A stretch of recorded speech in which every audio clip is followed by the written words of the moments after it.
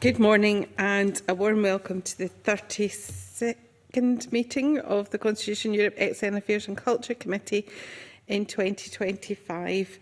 Our first agenda item today is to take evidence of the independent review of Creative Scotland, and we're joined by Angela Leach, Chair of the Review, and Stuart Curry, Vice Chair, Creative Scotland Review.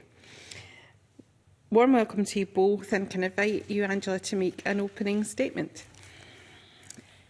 Thank you, Convener, and thanks to the committee for inviting us along today to speak about the review and explain a bit further the contents of the report. I'd also like to thank the many people, there were over 450 people who took part in the review process, taking time to speak to us in person, online, and also submitted lots of evidence that we've taken into account. We heard from individuals and organisations that were funded and not funded by Creative Scotland. We heard from Creative Scotland staff and board members, trade unions and many other interested parties. This engagement was supported by the significant wealth of existing data and evidence that exists. From the outset, I committed to producing a report that was based on evidence, and what's in the report is based on what we heard and what we read over the review period. Moving on to the report, the recommendations relate to Creative Scotland as set out in the remit that was agreed by the Cabinet Secretary for Constitution, External Affairs and Culture earlier this year. I've concluded that there's a strong support for a national body for the arts, culture and creative sector. Creative Scotland's remit remains relevant and flexible enough to carry out all of its functions. However, improvements are required so that Creative Scotland can fulfil its remit across creative industries and ensure that support is aligned with the whole breadth of the sector's needs. I also reflect the views expressed for greater scrutiny by the Creative Scotland Board, a need for the organisation to be visible across Scotland and also work more collaboratively internationally. My report is divided into 5 themes, and I've broadly covered the first theme, which is purpose and remit. But I'll just say a few words on some of the other areas before passing back to you, Convener. As far as governance is concerned, I heard that Creative Scotland needs to set out a clearer long-term strategy, which is worked up with partners and aligned with the views from across the sector. There should also be a greater focus by the board on transparency, strategic challenge and scrutiny of performance. I've heard a lot about the success of Screen Scotland, but we've also heard about the specific challenges being faced by the screen sector. Our recommendations put forward say that there should be greater support to have a clearer, Screen Scotland should have greater support to have a clearer sense of identity and greater delegation of decision making. The third area of the report is performance. And again, we heard about the significant amount of information that Creative Scotland requires from organisations that it funds.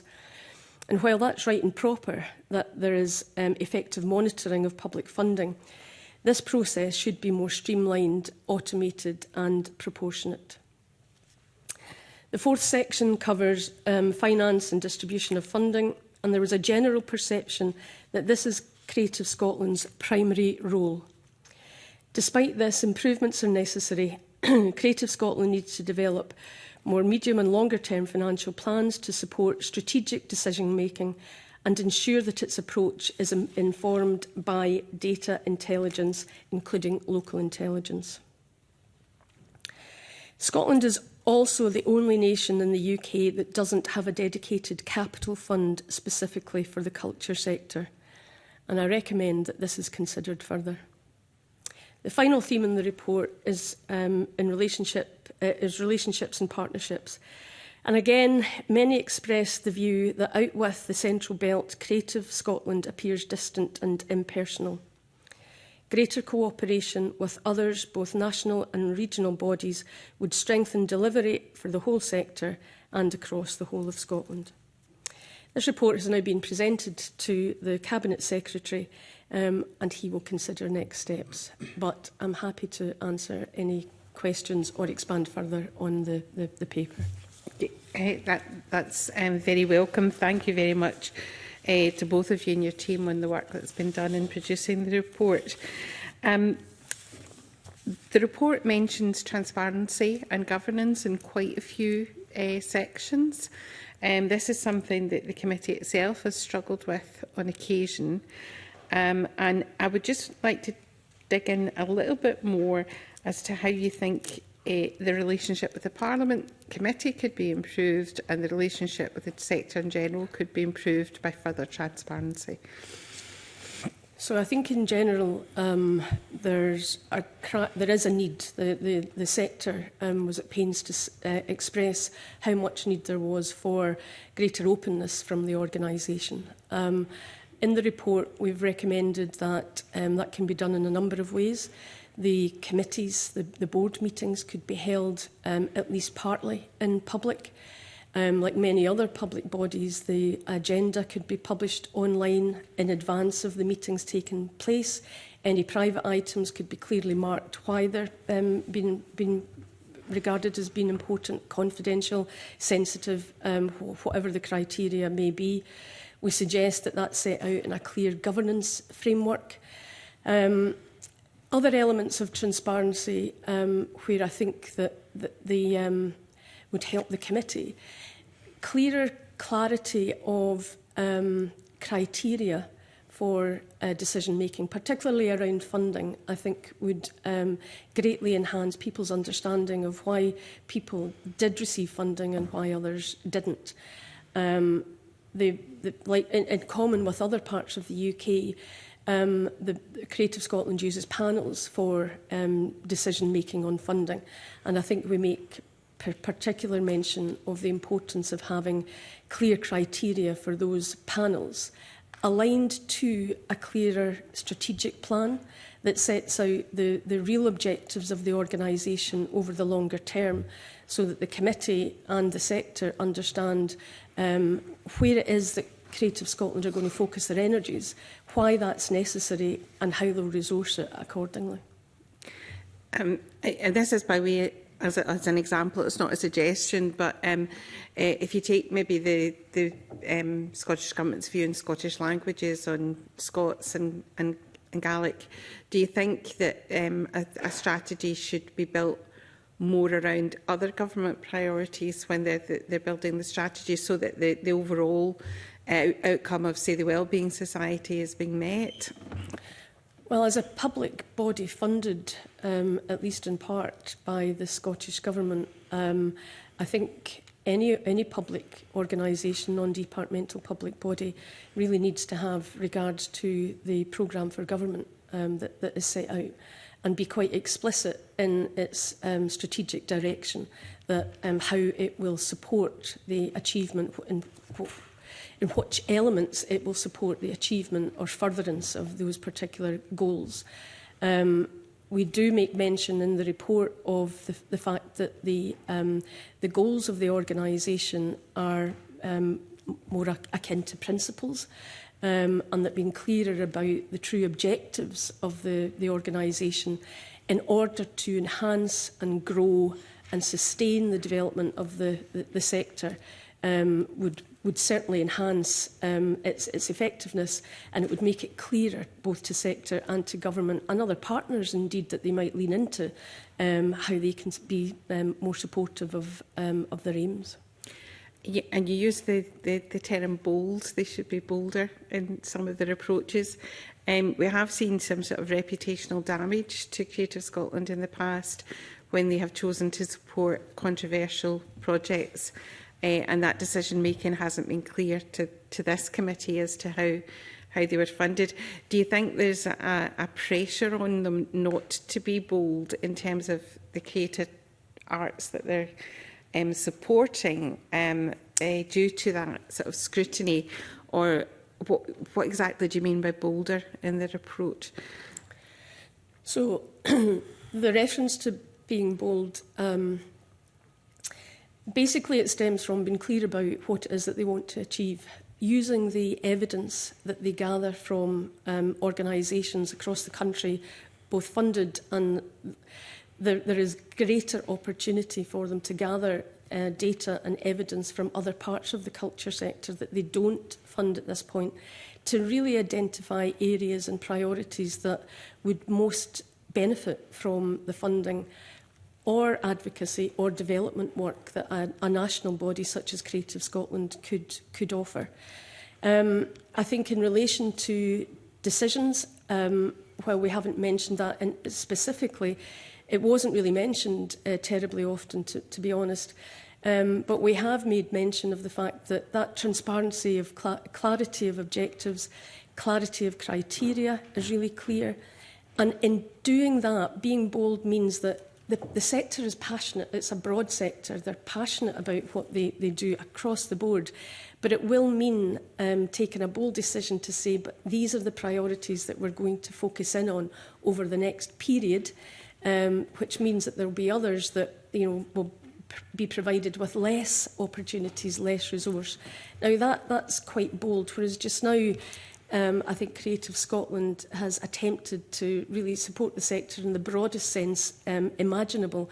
I think now is the time to really look, well, what we heard was now is the time to be really thinking about the areas where growth could be stimulated and sustainability could be enhanced. Thank you very much. I'm going to open to members of the committee. Mr Halker-Johnson. Thanks very much. Good morning to you both. I've just got a few questions to start with. During your inquiry, did you meet the board as a whole at all? Yes, we met the board on 2 occasions, and I also met the chair on a couple of occasions. You did as a group, and why did you think that was important? Well, I thought it was important to hear from them what the issues were from their perspective. So in taking an evidence-based view of the needs of the sector and how Creative Scotland could be strengthened, or whether a national body could be strengthened, it was important to hear from their perspective where they felt the shortcomings were. And we did hear that on occasion from them. And did you receive further information from them or from other people within Creative Scotland on behalf of the board as well? Or, we received, Creative Scotland were really cooperative in following up any inquiries that we had for further information. As I said to the convener, the first port of call was their website to look at what information they held there, what type of research they'd done, and so on. And where we couldn't find it, and the website wasn't straightforward in terms of navigating, we then went back to Creative Scotland, and they supplied us with board minutes, papers for boards that we asked for, and such like. But there was both that information directly from them and also that those 2 face-to-face meetings. Yes. With them at least. Okay. You talked about scrutiny of Creative Scotland by the board, but there's nothing obviously in the report of the inquiry, because you weren't tasked to, about the scrutiny of the board by government.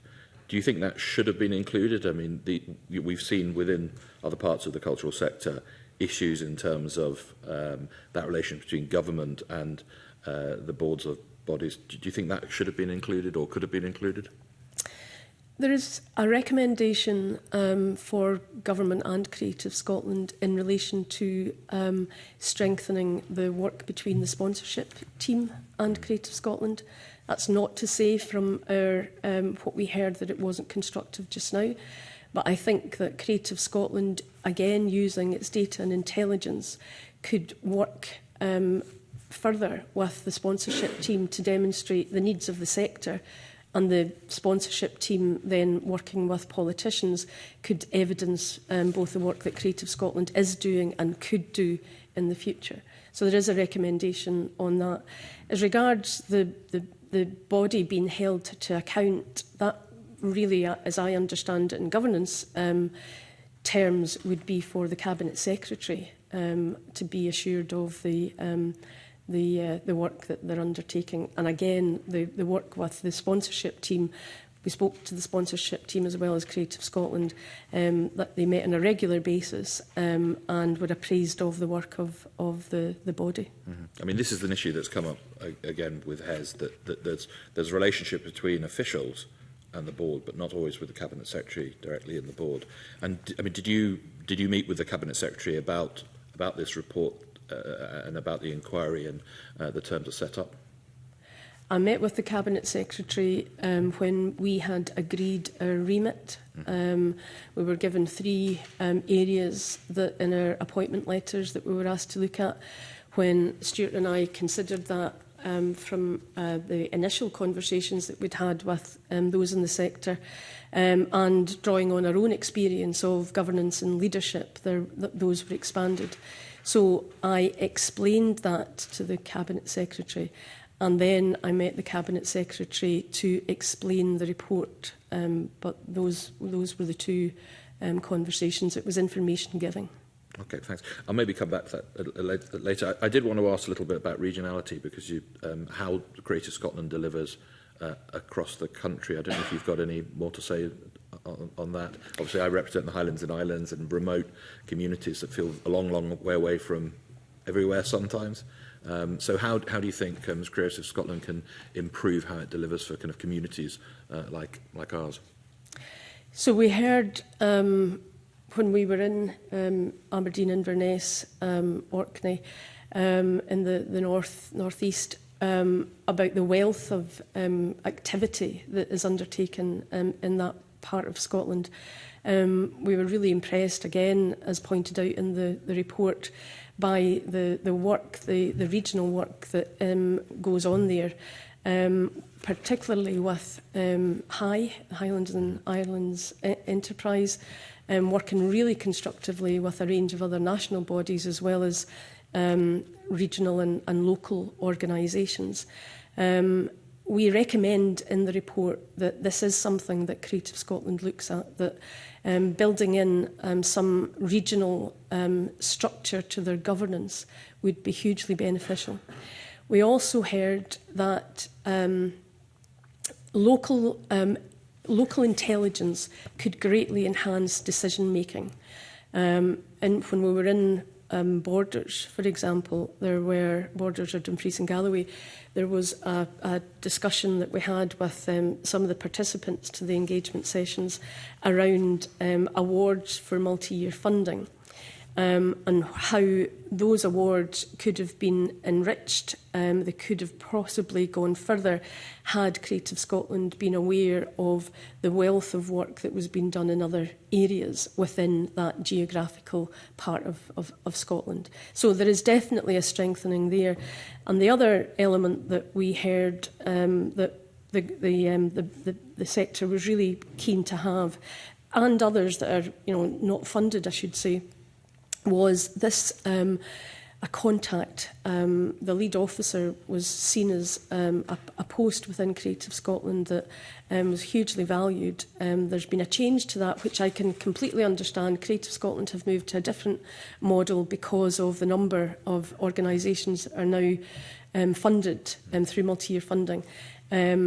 But I think that there is still some work to be done in their operating model to make sure that those relationships are clear and effective. So at the moment, the suggestion is that there are more opportunities out there, but Creative Scotland either aren't learning about them or they're not able to deliver on them. I think in part both. I think that to some degree the staff, so we met around 60 staff in addition to the board and the senior leadership team.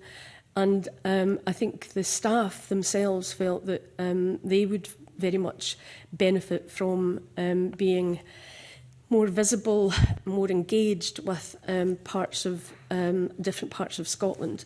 I think that one of the reason that they hadn't been able to do that in part was the focus on multi-year funding, which had taken up considerable resources, understandably, by Creative Scotland. So it may be that's something that the organisation will address in the months and years to come. Okay, I'll maybe come back. I'm conscious of time, so I'll pass back. Thank you. Mr Kerr. Good morning. You mentioned the board, the concerns about the capacity of the board, information not being passed to the board. You mentioned there's no transformation plan, no medium-term workforce strategy, no clear framework for prioritisation, which this weakens its ability to adapt, lead or respond strategically. Is the current board capable of bringing about the changes that you would like to see in Creative Scotland?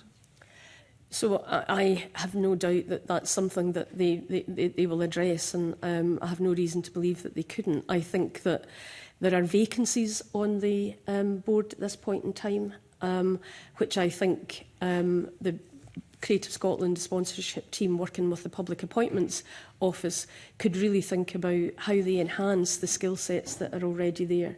Creative Scotland have got some remarkable board members who have got great experience of the arts. They have some who have more of a business background, business acumen, and I think looking at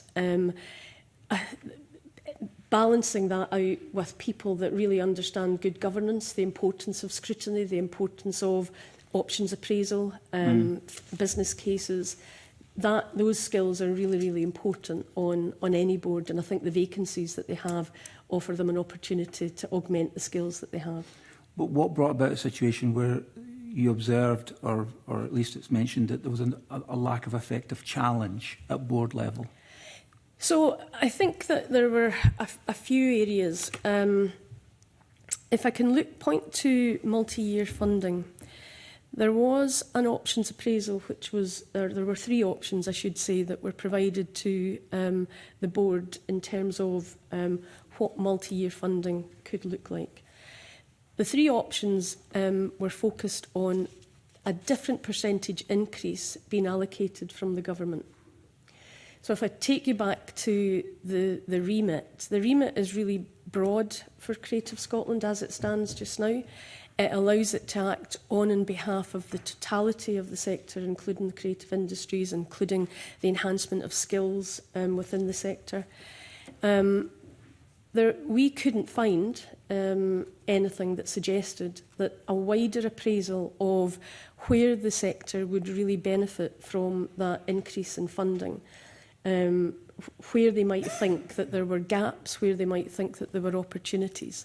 So the options were, in our opinion, limited to the enhanced funding that would come from the government, without thinking about either different art forms that would benefit, different parts of the sector that would benefit, or different parts of Scotland that would benefit. We talk about the region that I've just, the regional approach that we've just commented on. We might have expected that there could have been development work done in particular areas where artists were particularly keen to develop particular pieces of work. It would be up to them to draw on the wealth of information that they draw upon from funded organisations at this point. Sounds like you're describing an organisation that lacks any kind of strategy. Well, they do have a strategy, but going back to my earlier comments, I think the strategy is very broad. It does try to support the sector in its totality. It's all things to all people. It is very broad, and I think that in that respect, using their data, using their intelligence, leaning into other organisations, really looking to see what are the needs, the true needs of the organisation, where can we most enhance this, support people in a maintenance basis, if you like, but where can we really enhance the sector to grow and develop, to thrive, and then we'll get on to other priorities over a period of 10 years or so. Why was there this gap? So there's lots of evidence of information gathering, you note. They seem to have a lot of information gathering, but not a lot of use of information. So kind of data gathering as opposed to leading to informed decision-making, or indeed a very clear strategy, because what you've described is a very broad strategy. Why did that happen? Why did that gap occur? You've got all this information. It could be information. It's just a pile of data. Why was the board almost at times blind. I mean, I think one of the comments was that they didn't always receive the information, the board, that they needed to scrutinise direction of performance. So how did that gap arise? I think that that particular comment relates to the performance activity. So when we mention in the report that performance monitoring, we were told, relies upon the annual review, which is published around 9 months after the end of the financial year. Yeah.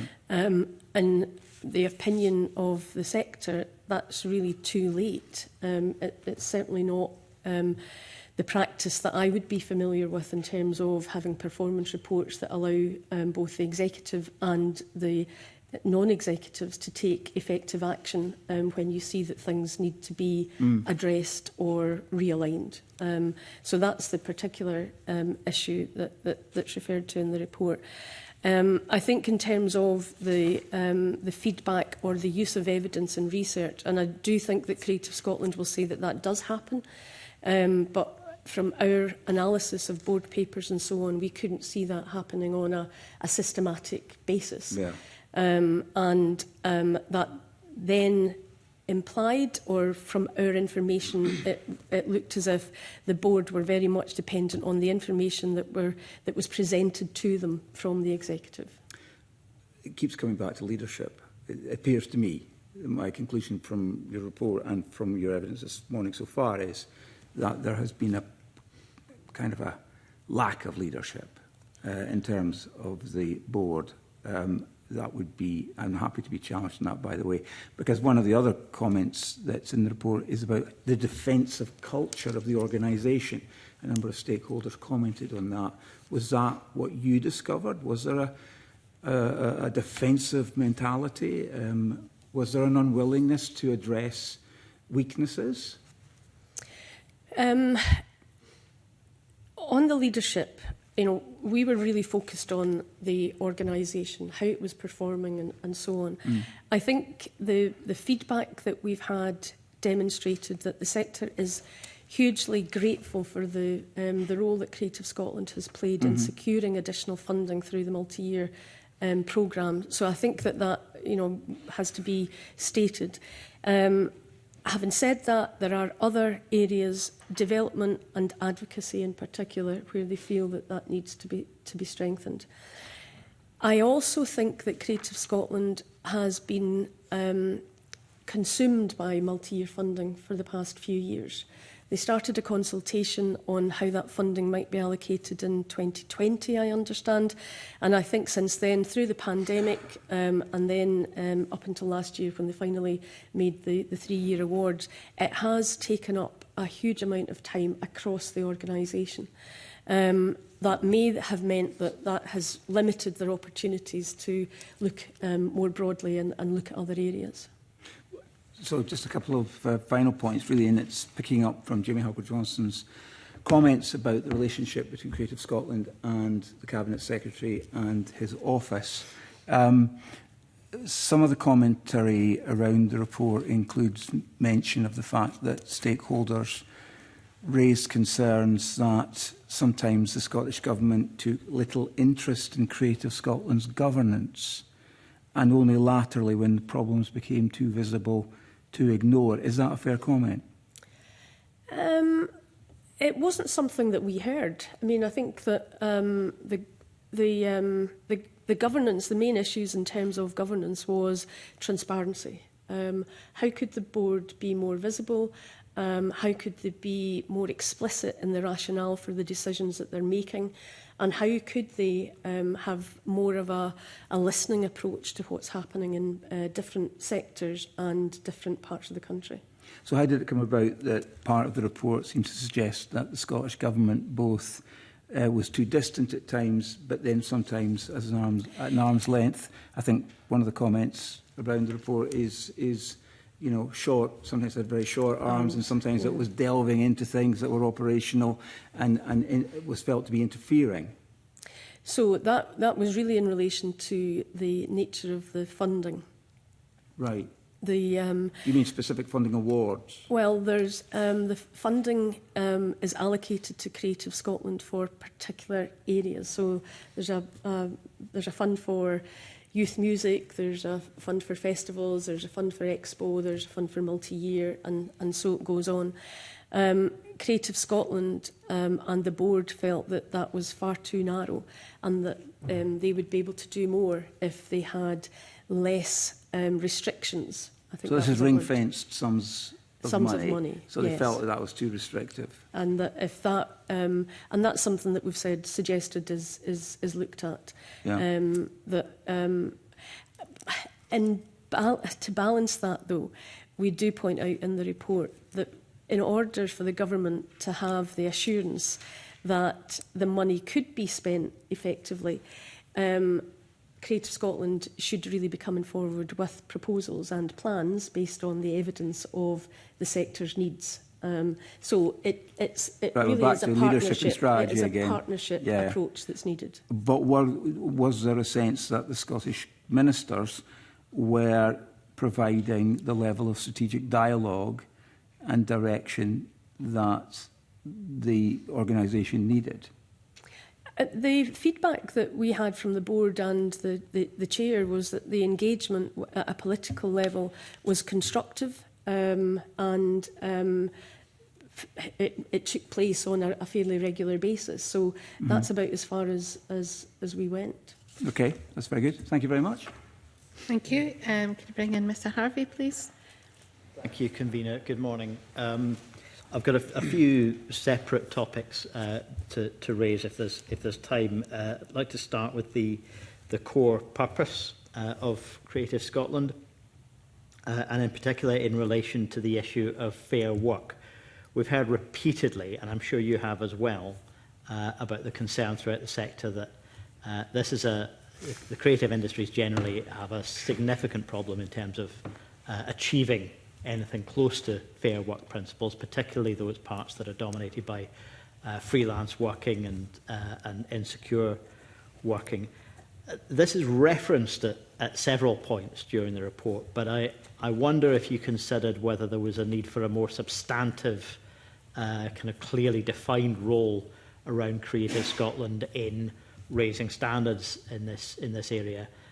I think Creative Scotland takes the issue seriously, but some of its ways of working and decisions have actually repeated or entrenched those kind of precarious working conditions that exist throughout the sector. Did you consider whether to make a more substantive recommendation in relation to Creative Scotland's purpose in relation to fair work? So we did hear from the sector about fair work, and I know that, sorry, Convener, I should have brought Stuart in earlier, but Stuart will want to say something on this. We did hear fair work mentioned from a number of different perspectives on a number of occasions. We were mindful of the other piece of work that's underway just now on the Culture Task Force on fair work. We did speak to the chair of the task force, and at that point we felt, given that there was a dedicated team looking at that, it was more appropriate for that to come forward with recommendations. We did consider it. I think you're right, Creative Scotland does take this very seriously. It's one of their principles, it's one of their funding criteria. Enforcement, if it had to get to that, I think would require them to really think about how they would do that, because any action that they would need to take would have to be based on fairly clear evidence. And I think that doing that would really require them to have a different approach. It may also have an impact on the remit that they are being, you know, on the one hand they're being funders, on the other hand they're judging whether or not that's been applied in a way that's fair. It's a difficult trade-off, and I think it's one that is going to have to be navigated over the forthcoming few years. But I think hopefully the task force recommendations, whatever they may be, will support Creative Scotland's approach to this in the future. I mean, looking at how this develops over time, I think we can all anticipate that new technologies will also perhaps exacerbate some of the issues around precarity, around lack of consistent employment rights for people working in the sector. Is it your view then that we should consider your report alongside the report of the task force and give equal weight to the recommendations and see how they fit together? The specifics in the report suggest that the aspect of fair work should be considered, our report should be considered alongside the task force report. Okay. You've mentioned also in one of the earlier answers the lack of capital funding. A number of the organisations that we've heard from have recognised that addressing the climate emergency is going to be a significant challenge to a great many culture organisations, including in substantive sense the capital investment in buildings and facilities, either to decarbonise or to address the impacts of climate. I wonder if you could say a bit more about how you envisage a capital funding stream working within Creative Scotland and how its top-level strategic goals should be defined. Should they be given guidance from government? Should they be entirely independent, as the cultural decisions of Creative Scotland are independent from politics? Or should it be demand-led? So I think that, again, I will bring Stuart in a minute, but just on that briefly. Capital was raised not just by the people who rely or would like to be supported more effectively by Creative Scotland, but we did hear about capital from other parts of the culture sector that are funded quite separately. Mm-hmm.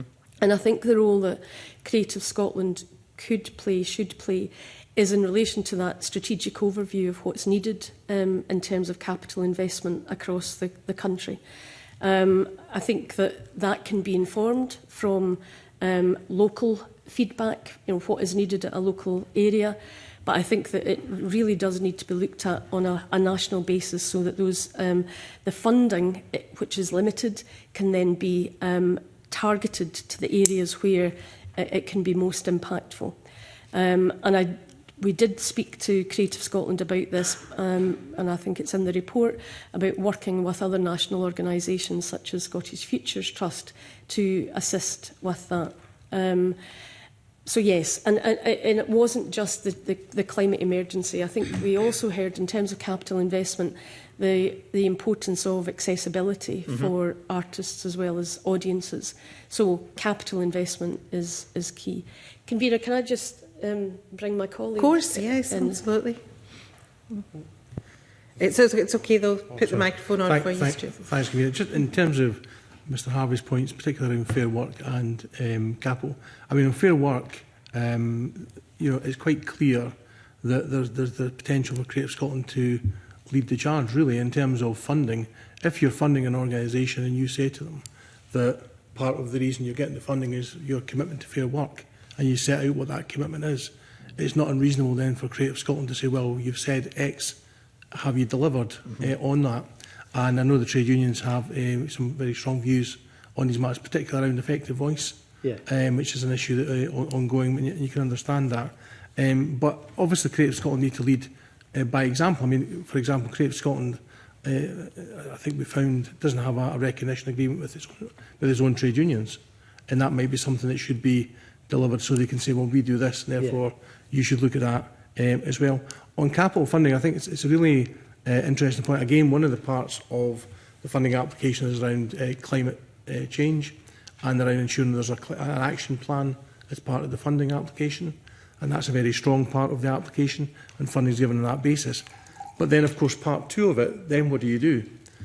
What you want to try and avoid, I would have thought, if somebody's getting an application for funding and using part of that revenue for capital works, is probably to be avoided, because otherwise you could end up hoovering a huge amount of revenue funding from an application into capital works, rather than looking at it separately. So we do think that actually capital funding is important from that point of view. Plus, when we spoke to colleagues from other parts of the other nations in the UK, then again they had capital funds in place, And it wasn't a case that someone was going to come along and say, give us tens of millions to do a huge amount. But actually what we've found from a lot of organisations, a few £1,000s in the right place can make a huge difference in terms of what they're able to do in terms of not just their own commitment to climate change, but also the experience of audiences and artists as well. So I think there's opportunities there to make a real difference.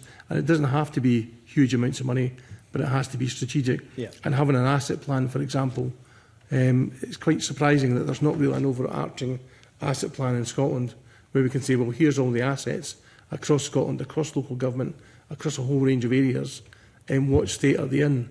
Because it's quite difficult to understand until you get that kind of baseline. It's quite difficult to understand what do you require in terms of funding and how do you lever in additional funding from elsewhere too. Thank you. If there's time, I had one other issue Yes, I wanted to raise. Thank you, thanks. Convener. Wanted to come on to Screen Scotland. I think the report uses the phrase that the position of Screen Scotland within Creative Scotland should be reviewed, and also says at one point the evidence suggests that Screen Scotland is not fully integrated into Creative Scotland in a way that would enable it to make the most use of its skills and capacity. But then also says that there were calls for greater flexibility and autonomy for Screen Scotland to pursue its goals more assertively and effectively. Is there a tension between those ideas of greater integration of Screen Scotland with Creative Scotland and greater independence and, or autonomy and flexibility? Can both be achieved in a coherent way, or are they in tension at all?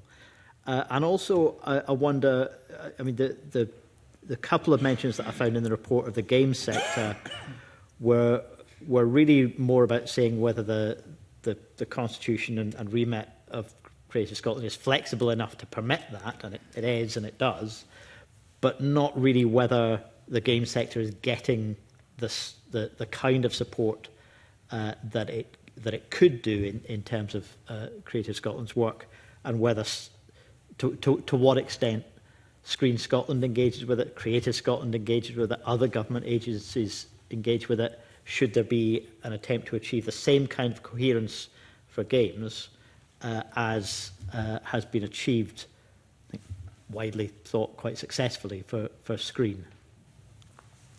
So thank you. First of all, the dichotomy between integrated and the tension that you mentioned. I think in line with the public service reform principles, it's entirely practical for Screen Scotland to be really well supported, and it is to a degree by Creative Scotland.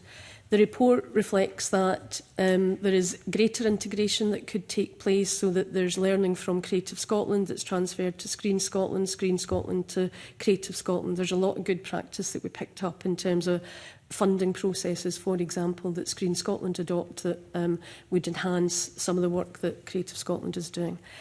That, again, just needs to be furthered. I think the focus on multi-year funding has perhaps limited the opportunities for that. I think as far as the strengthening its identity is what we say in the report, that can be done in a number of ways, by clear governance arrangements, setting out in their governance framework what the delegations are to the Screen Committee, what the delegations are to the director for Screen. It would allow an agility which we heard from the Screen sector is really needed given the dynamic nature of how they work. And in relation to the games and the sector? Games, yeah. So the remit is really broad. So there is no reason why any creative industry, gaming or we heard about podcasting, we heard from people who are in the comedy art form. There is no reason why these areas cannot be supported.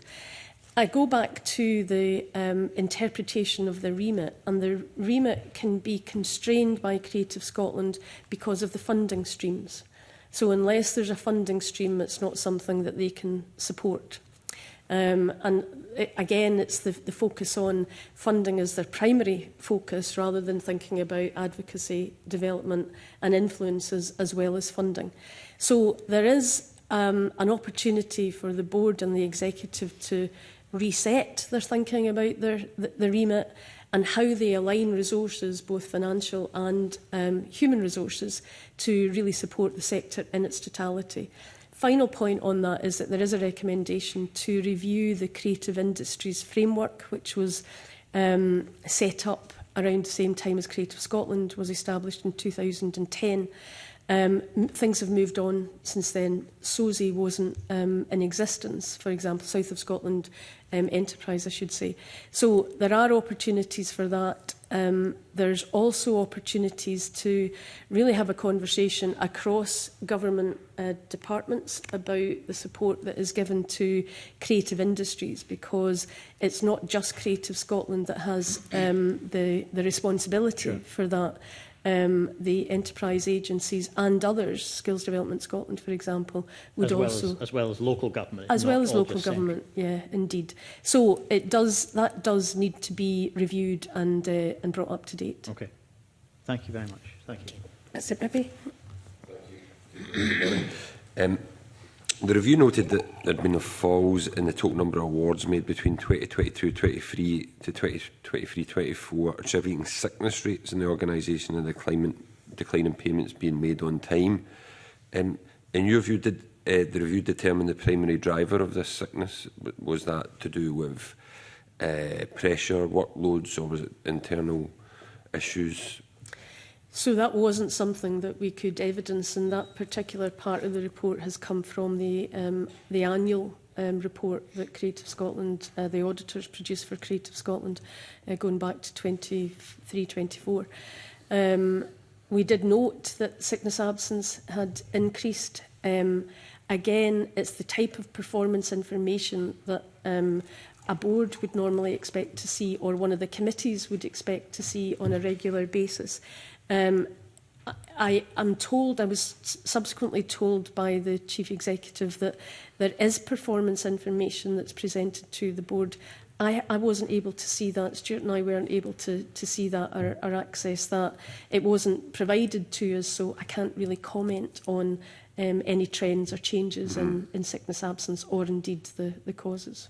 Okay, well, it just jumps out as a particular area that we need to consider, because one of the issues could be, is Creative Scotland been adequately resourced to deal with those payments on time? Has that resulted in pressures being put on staff? In your view, has Creative Scotland been adequately resourced to deliver its functions?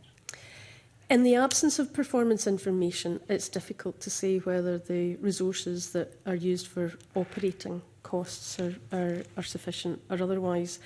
I think, like most other public sector organisations, you would expect efficiency plans to be put in place. You would expect a refresh of your workforce plan on a regular basis, particularly in light of multi-year funding. I would be expecting to see things like a plan for your digital enhancement, how you use digital much more effectively, so that your human resources can be focused in on the areas where they can add most value. So those are areas that are contained in the report that we're suggesting Creative Scotland could now turn their minds to. But at this point, I couldn't say whether or not more resources are necessary for them to operate until we see what the baseline is. And you've obviously mentioned the reviews call for digitisation and streamlining of operations. And have you got? Is there a specific measurable target that you think will or should be set to ensure moving forward that there is more payments getting made on time and quicker? Is there a specific kind of time frame for that being implemented that should be set? Well, I think, again, like most public sector organisations, they would undertake benchmarking. They would look at similar organisations either in the UK or elsewhere or other organisations that are operating in Scotland, such as Sports Scotland, that operate in a similar vein. Sports Scotland is, quite similar in that it has Scottish Government funding as well as lottery funding.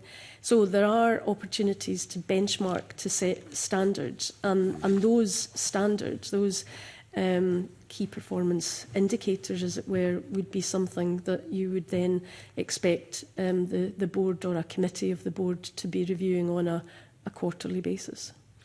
Just to follow up the question about fair work that Patrick Harvey asked, in your recommendation 18, you said, as fair work is a key priority of Creative Scotland, its compliance should be more effectively monitored across funded organisations, but we've heard about, and going back to the issue about resources, you've noted that Creative Scotland doesn't feel it's got the resources to effectively monitor that. I think you said it lacks the funding to enforce the conditionality of fair work first. And obviously you said as fair work is a key priority. if that enforcement isn't happening, and Creative Scotland say fair work is a priority, but saying something is a priority and enforcing something to make it a priority are two slightly different things. To what extent is fair work a priority for Creative Scotland? It's a stated priority. It is one of the principles, as I said, it's one of their 4 principles, it's one of their 6 funding criteria. So it is very much a priority for them. And while we didn't find evidence of them enforcing, we did hear that they actively pursued areas where they heard that there were reports that fair work wasn't being applied. As I say, there's it's almost a regulatory function then that you're moving into, and I think that's something that would really need to be looked at in terms of the authority and the powers and the sanctions. And I think Creative Scotland, its board, and the committee and the government would really need to be satisfied that they were clear about the authority that Creative Scotland was being given. Okay, thank you. And lastly, just on the issue of capital funding, you've noted the fact that there's no specific capital fund in Scotland. Obviously, there is money that gets spent on capital funding in the creative sector. You mentioned retrofitting for energy reasons, accessibility reasons for a capital fund. I take it in terms of those are the primary reasons. In terms of like new build capital investment, would that still be separate? Because obviously the Scottish Government has applications made to support new build for capital investment, which is really quite significant on a yearly basis. Would that be part of that capital fund, or is it very much investing in the current estate that we've got as opposed to new build capital investment? I think the recommendation is that a capital fund could be established, but I do think that, as Stuart said, it's a wider strategic view that needs to be taken in terms of capital investment. I think that investing in the current estate can go so far, but there may be investment in a estate that is really not fit for purpose and is really difficult to retrofit to have the sustainability, the environmental sustainability or the accessibility that is now required. That needs to be looked at in a regional, a wider perspective with partners. And I think that is a fairly significant piece of planning work.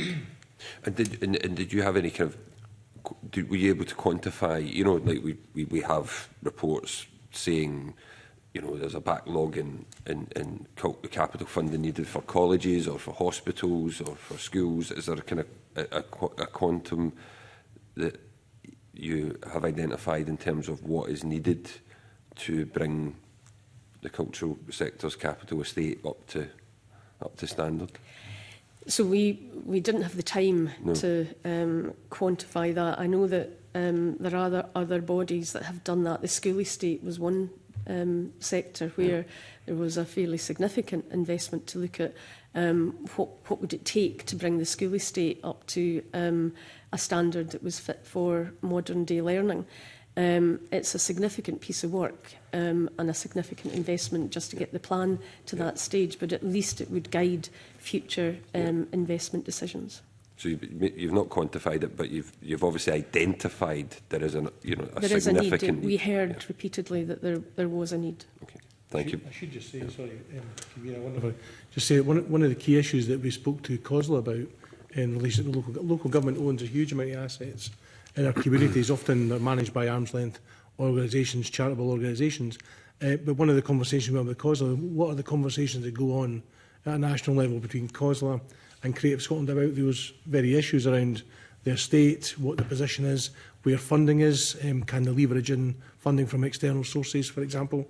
And there's little or no conversations that are undertaken between COSLA and Creative Scotland. And those are one of the points I think made in the report about relationships, about building those relationships, about having those conversations.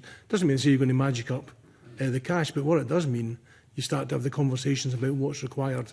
And for example, capital investment plans in local government, which are extensive, going to the billions each year.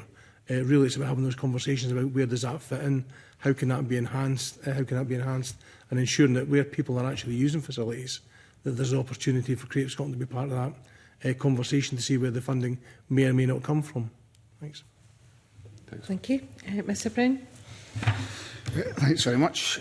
Good to see you both again. A couple of questions I have will be kind of devil's advocate, and the first one of those is, how much of what you found during the review do you think could be attributed to an organisation that, since it was formed 15 to 20 years ago, has endured austerity budgeting as much as anybody else has, and the concerns raised reflected that? I mean, is it likely over 15 years, if you're a grant-giving body and rationing public funds, you're going to give growth to some centres of discontent? And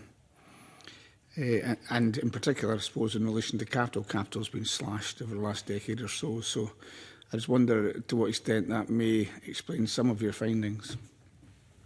I think most definitely it will have been a factor. That I think one of the comments in the report that we make, and this was reflected from the engagement sessions, was that the ambition of the sector far outstripped any funding that could be allocated.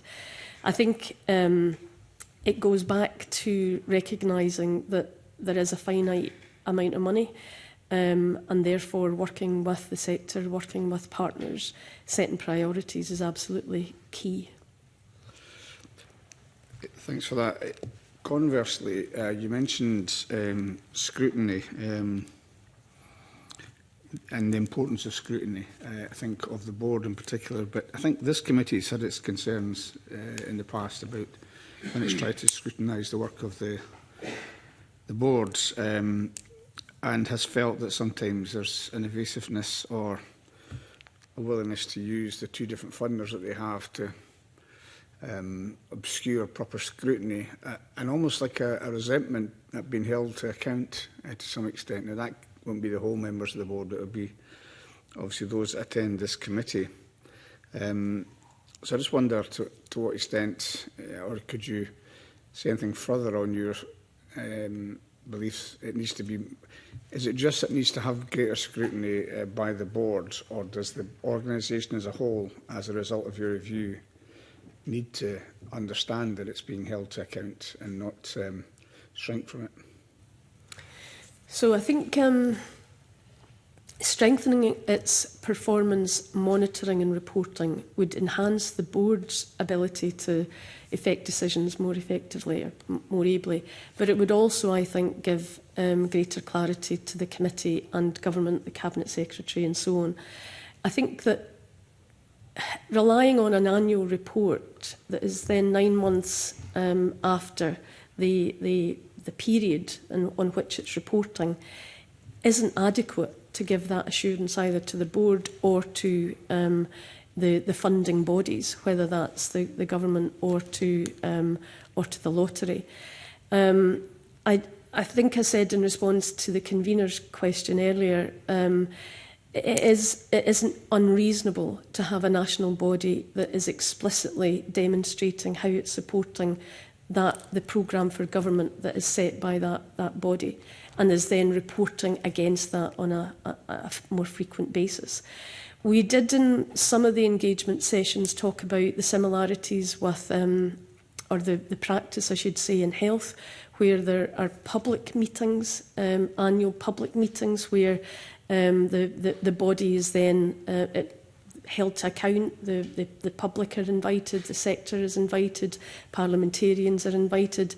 So there are opportunities for a body to instigate these themselves rather than having to have them prescribed for them. I wonder, have you seen the response from Creative Scotland to your review? I have just seen it, yes. I wonder if you'd agree that would cause a lot of people concern, because it seems to me what they're saying in their response is, it's not dismissing the review, but it's saying, oh, many of these things were under consideration already, some things we couldn't do because of cash, and some things we won't be able to do unless we get more cash. That doesn't speak about a body that's ready to listen to scrutiny or criticism when it's justified. They seem, to me, in their response to your review, to be digging in their heels. Is that a characteristic that you came across during the review?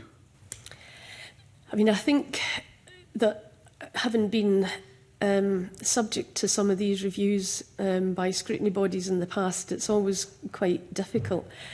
I did meet with the chair and the chief executive last week, and urged them. We had a conversation. I tried to explain again where we heard some of the rationale for the recommendations that we've put forward, and I've suggested that they, as they've said, now produce a plan to demonstrate that they've taken that on board.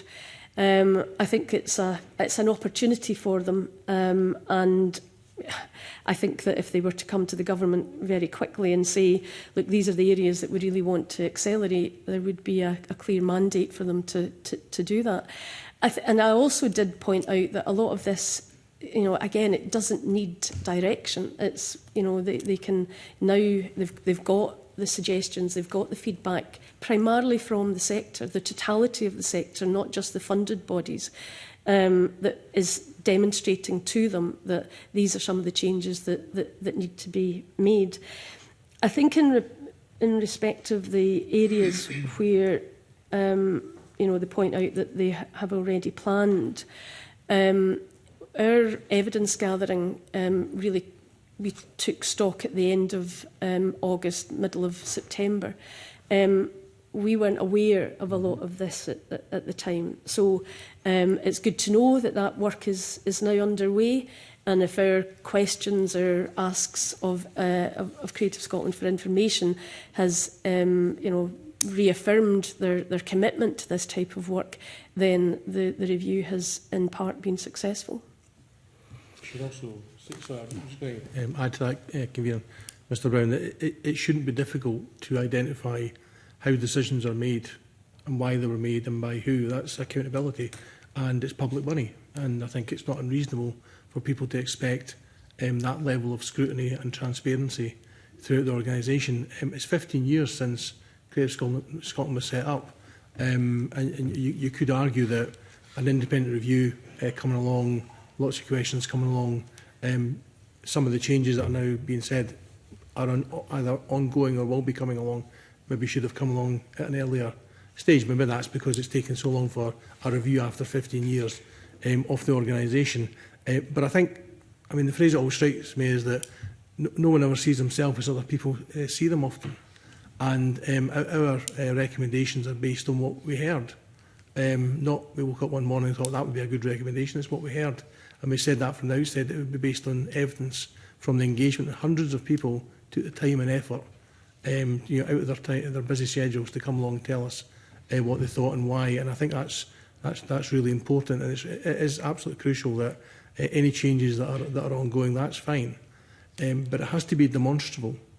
because I think building confidence to anyone seeking clarity or transparency, there has to be a demonstrable delivery of those changes over a period of time to ensure they're embedded in the organisation to make for better decision making, because that's what everyone wants. Everybody wants the best decisions made based on the best evidence available.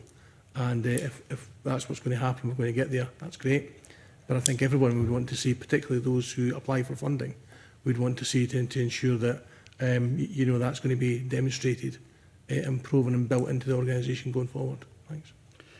Just on the point though about the best evidence available, it seems that the things which Creative Scotland is now saying were in train, were underway anyway, you were not aware of, so they never told you about that. I would imagine that would concern the committee, as will your response to Mr Bibby earlier on about not being told performance monitoring information. That seems to be, I don't know why the review wasn't given that information.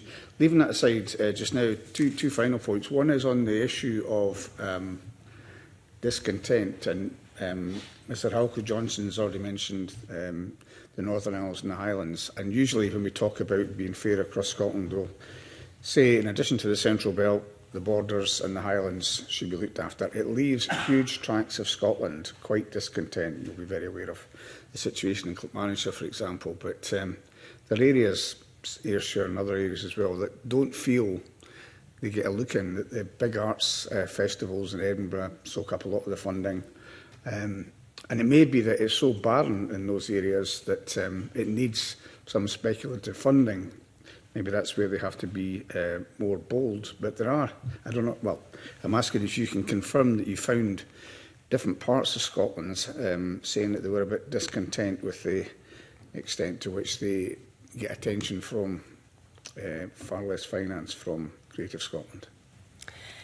Yes, we did hear that. And yeah, out with Glasgow, Edinburgh, we heard that repeatedly. Even in the engagement sessions that we had within the two cities, there were people who came from surrounding areas, and we heard that from them. I think that going back to the remit of Creative Scotland, there is a requirement for development work. That there's a lot of people who come forward already for funding, for support, but I think that in some areas there is a need to work really constructively with the enterprise agency and local government to really think about how they foster that growth in culture, arts and creative industries. And in response to Mr Kerr's question earlier in relation to the options appraisal, I know that the multi-year funding has been a huge success. We might have expected to see options that looked at exactly that in order for arts and culture to thrive across Scotland, where are the areas where there are opportunities to really help that flourish, where are there gaps, and how could this additional money really support that more effectively? Thanks. And my last question is, you were taken down a road of being asked about the Cabinet Secretary's involvement earlier on. To nobody in the committee's surprise, I suppose, but it wasn't a review of the Cabinet Secretary, it was a review of Creative Scotland. And the answers that you gave in relation to the two meetings that you had with the board, the recommendation that there should be greater working with the sponsorship team in the Scottish Government, and the fact that you had meetings with the Cabinet Secretary is pretty much the norm for these kind of reviews. Would you agree, that kind of engagement? We undertook to go back with a remit simply as this is where we've got to and this is what we think that the remit needs to include.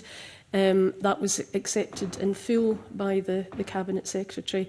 The follow-up meeting was when the report was finalised, and I went along to explain the content of the report and ask questions on particular aspects of that.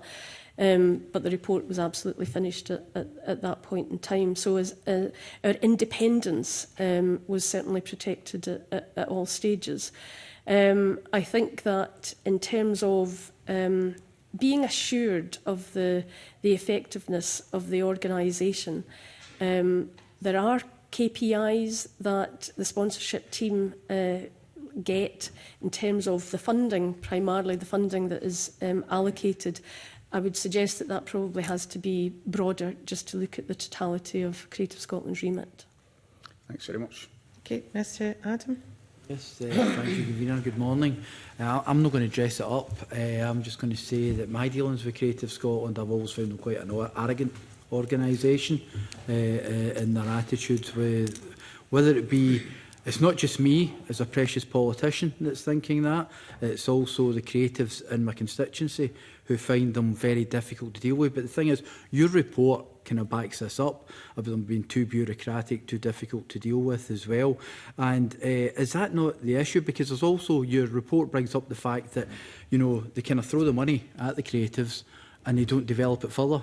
And then they feel kind of left, or the opposite way, the creatives end up feeling that they're the ones that have got to kind of hit a pigeonhole that Creative Scotland have created with the funding. And as you say, they're primarily a funding body. You know, so it's not just the case of everybody complaining about a funding body. There seems to be something wrong here, and I think it's the arrogance of the organisation itself. What do we think of that?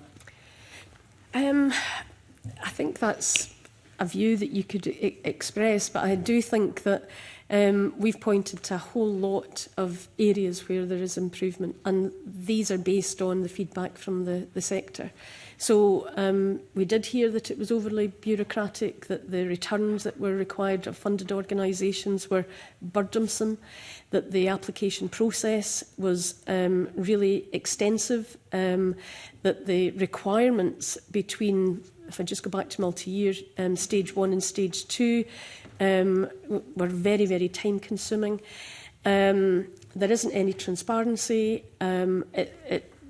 It was viewed, the perception was that it was very much viewed as an organisation that doesn't take on learning from incidents. So there were a lot of views, and I have to stress that, as Stuart said, these are the views of people that we spoke to, the evidence that we gathered. So I think in the spirit of being an open and learning organisation, there's a lot in the report that Creative Scotland can go away to address. But then when you look at the letter, it's effectively, yes, we had this plan in the back of a beer mat here and we're going to implement it anyway, but you knew nothing of it. You know, it just seems a bit, seems arrogant.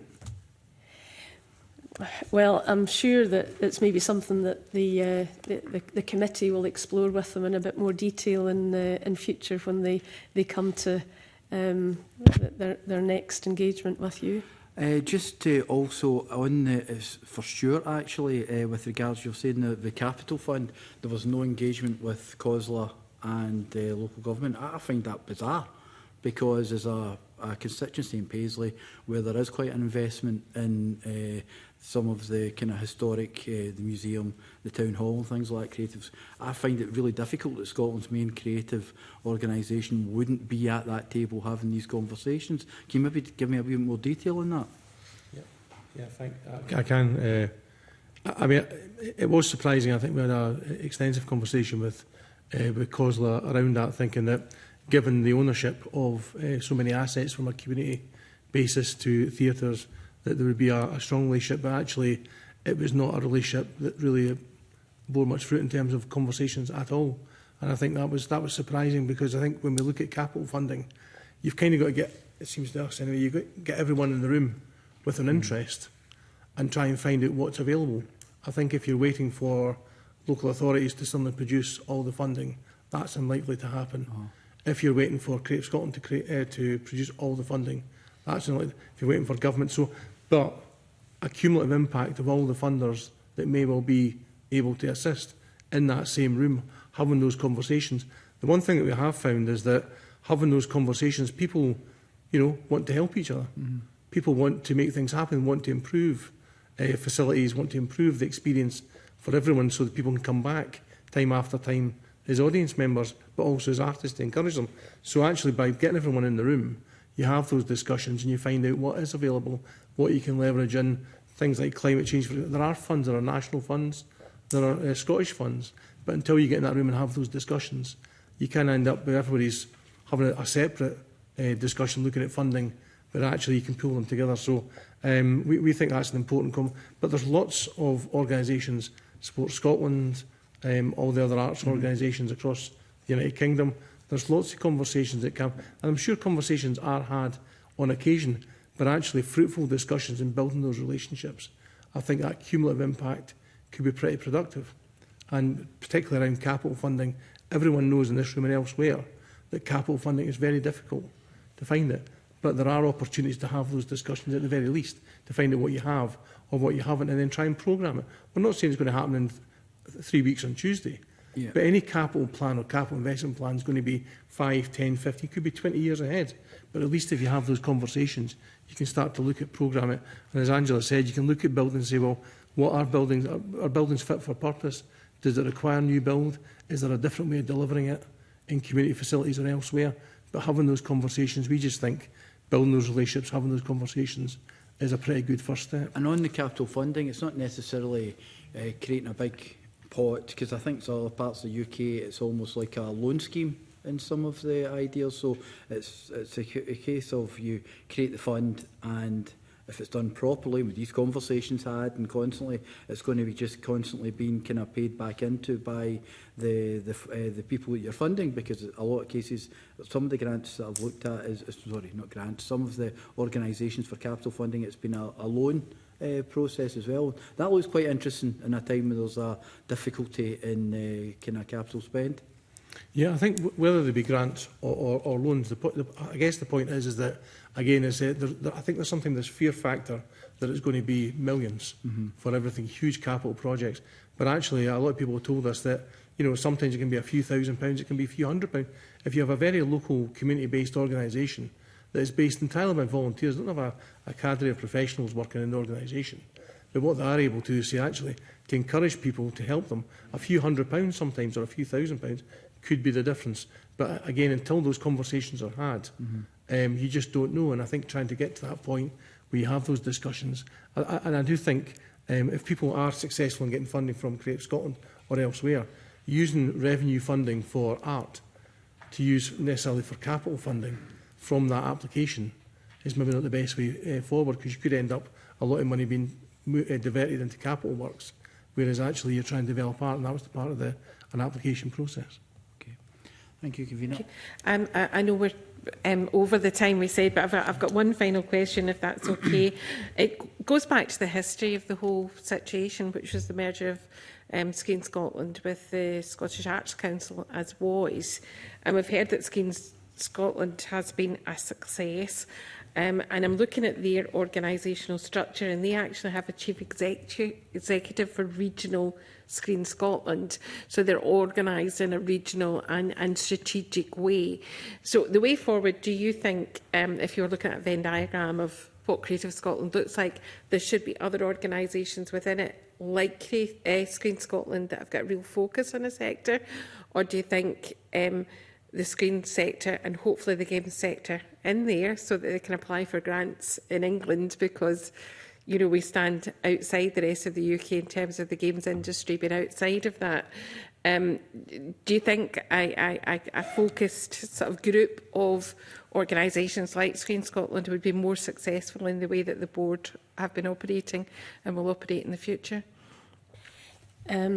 I think that there are definitely models that Creative Scotland could look at. Australia, I think it was Australia, we looked at a number of international comparators, and there are some that are based on art form specialisms. There were pros and cons to that, but that it is definitely a way forward. I think the main thing is, and going back to public service reform, and in the report we talk about, we did engage with, for example, Architecture and Design Scotland. There are opportunities for a hosting arrangement as part of a national body that would allow that investment in infrastructure, in digital, in that whole sharing of, you know, the services that every organisation has to rely on. So you're reducing your operating costs, you're maximising those, and you're putting as much as possible into the industry or the art form that is so important. So we have made a particular recommendation on that, and also on looking at the totality of the funding across the culture sector, just to look at whether or not it is meeting best value. Yeah, It's hard to know where to start when you don't have the basics of an asset register. So, yeah, yeah, I'm going to ask the panellists. They were hoping to leave at least 5 minutes ago. Are you okay? I will be very, very quick. Thank you, Convener. It's just in relation to political independence. The Act that creates Creative Scotland says ministers may give Creative Scotland directions as to the exercise of its functions, but they may not give directions so far as relating to artistic or cultural judgment. And I think that political independence in respect of creative and artistic judgment is really important. The fact that the phrase culture war even exists indicates to us that certain issues are being politicised at the moment in our culture. And I think I would suggest that most of the attempts to make that kind of political interference don't come from government. They've been expressed in Parliament or in the media. Does Creative Scotland need a similar protection as the one that it has from political interference on cultural and artistic judgments from government? Does it need that protection from Parliament as well? So, I mean, I think that it's something that could probably be explored. I think that a bold, strong, confident organisation that has a clear set of priorities, supported by a good financial plan that articulates what it's going to do and what it's not going to do, and also aligning its human resources and other support functions to make that happen, should be able to explain the rationale for any decisions that it makes, and that's to either the media or to Parliament. So I think that it may be advantageous to have some protections. It's not something that we looked at. It's not something that we heard was necessary. But I think that there's a lot of other recommendations in the report that would give the strength to the sector that they're looking for. Okay, thank you. Thank you. Thank you very much for your attendance at committee this morning and for all your work on the report again. I now move into suspension while we change panels, and we'll have a 5-minute comfort break. Thanks.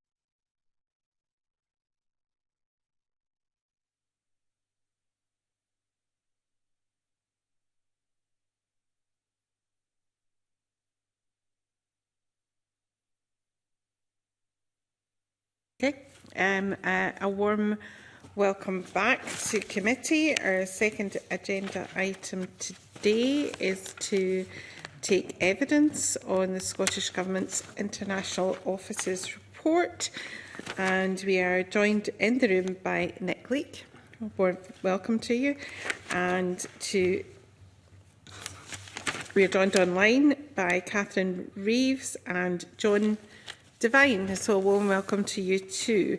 And I wonder if I could, just because Nick is Deputy Director of Scotland House in Brussels, Catherine is Head of the Berlin office, and John Devine is Head of Scottish Affairs in the Office of Canada in the Scottish Government. So warm welcome to all of you, and I would like to invite Nick to make a short opening statement before we move to questions from the committee. Thank you very much, Convener. Age is catching up on me. Last time I was in this room, I could see you. Now I need my glasses, and I can't read with them, so I'm going to put them on and off throughout the session. Thank you very much for inviting us, first of all. We welcome and relish the opportunity to talk about our work and the Scottish Government International Network as often as we can. There's only a small number of us, and we're back in Scotland on a sort of not incredibly often. So it's great that you've asked the government to publish an international report on the strategy and on our network, which we've done for the last 2 years. This year we've expanded the report to allow you to scrutinise the implementation of the Scottish Government's international strategy, which includes but is not limited to the international network. Everything we do overseas is aimed to advance Scotland's priorities. The First Minister's 4 priorities and the 3 themes of the international strategy, which are economy, trade and investment, climate change, biodiversity and renewable energy, and reputation, influence and relationships. I know that the committee has had a focus on outcomes and measures in previous evidence sessions that you've had. We think that we have better quantitative data on the economic space than maybe on the other areas, which we're still working on. But I mean, I used to work for the Foreign Commonwealth and Development Office and have done a number of overseas postings with them.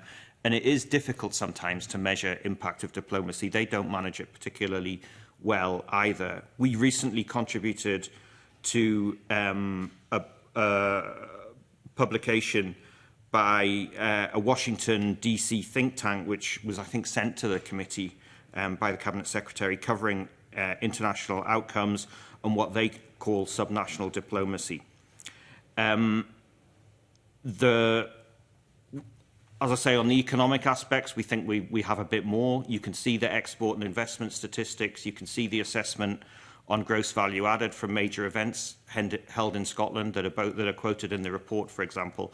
But we are working on other aspects as well to try to respond directly to the challenge that this committee has fairly given us and the helpful recommendations that you've given us.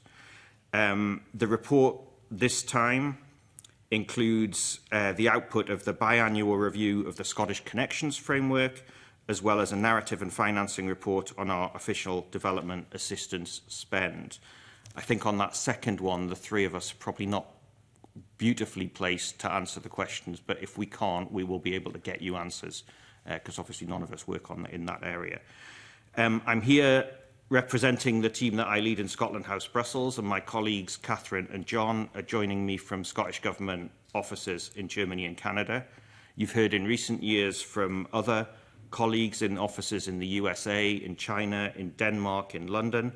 We're keen to continue the engagement and dialogue with the committee and to assist members in understanding more about the work of our international offices, and we really appreciate the support we've had from you in the work that we do.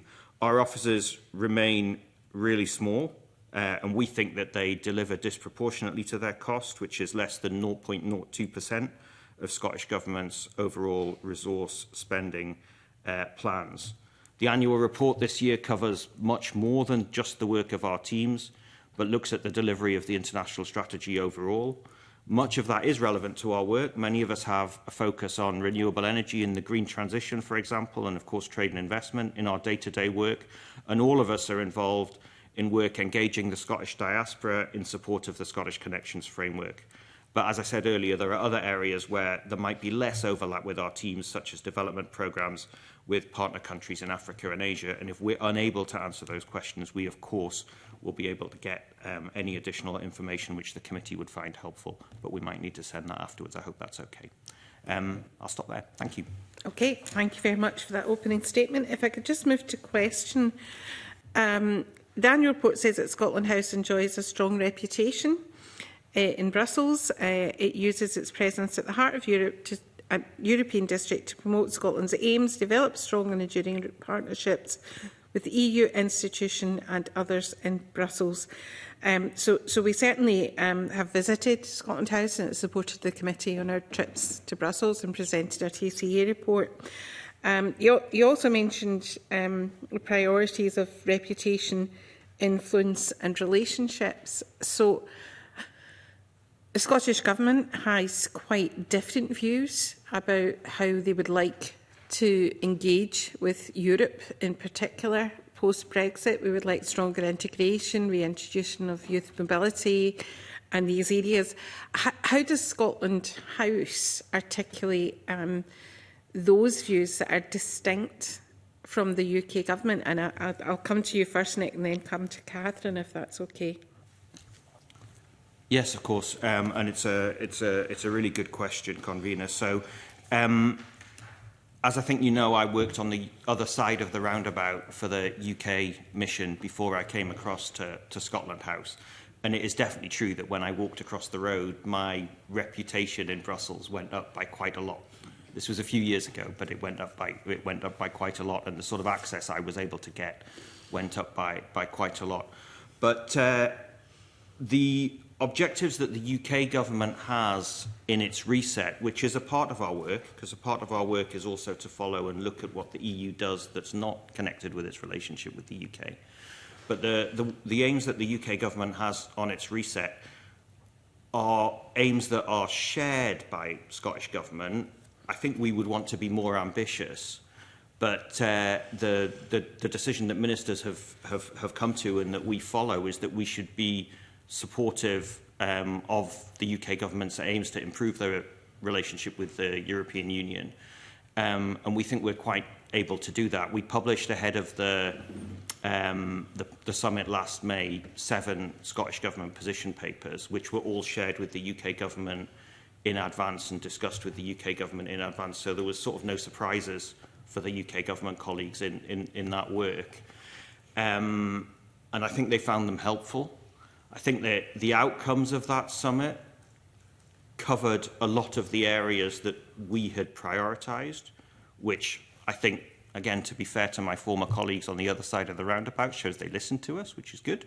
Obviously, there are other areas where we might have wanted to go further, and it's possible UK government also wants to go further, perhaps in slower time. So I think it's a difference of ambition, but the objective to improve the relationship is a shared one, and so we're able to work in a collaborative way to do that. As I said, my reputation and my access went up quite a lot when I went across the roundabout to Scotland House, and so we're able to use that reputation and those networks that Scotland enjoys to help promote those outcomes that are shared with the UK government. So I think it's quite a collaborative effort on the shared priorities. People in Brussels are aware that Scottish government wants to see more ambition, and we also want to see more ambition from the EU side as well as the UK side. And I think that's set out in a constructive way as a challenge to both sides, and hopefully encourages them to move a bit further. You'll have seen we published a position paper on the outcomes of the summit and the next stages of the negotiations, which we're currently discussing, both in Brussels and also with colleagues from London. Thank you. Catherine, did you want to come in, please?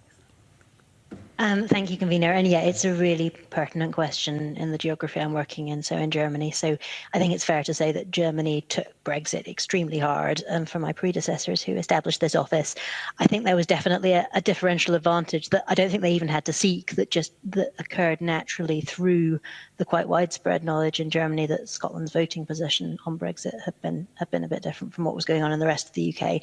And I do think that persists, actually. I think there's a certain warmth that is spontaneously felt towards Scotland and Germany that kind of dates from that differential voting outcome that we're still seeing some of the benefits of. That said, it's not something that we go around talking about very proactively because, as Nick has said, I think it's in all our interests to see a bit of a rapprochement between the UK and the EU, between the UK and Germany, and that is after I think a pretty difficult period in the relationship. I think at UK level in Germany is starting to bear fruit, which we saw in July with the signing of the Kensington Treaty, which again, while it's a UK government, German government federal initiative, really gives us a vehicle to benefit some of Scotland's interests in a number of areas, in space, in energy, in science and tech. So it's definitely to be celebrated that relationship is warming up.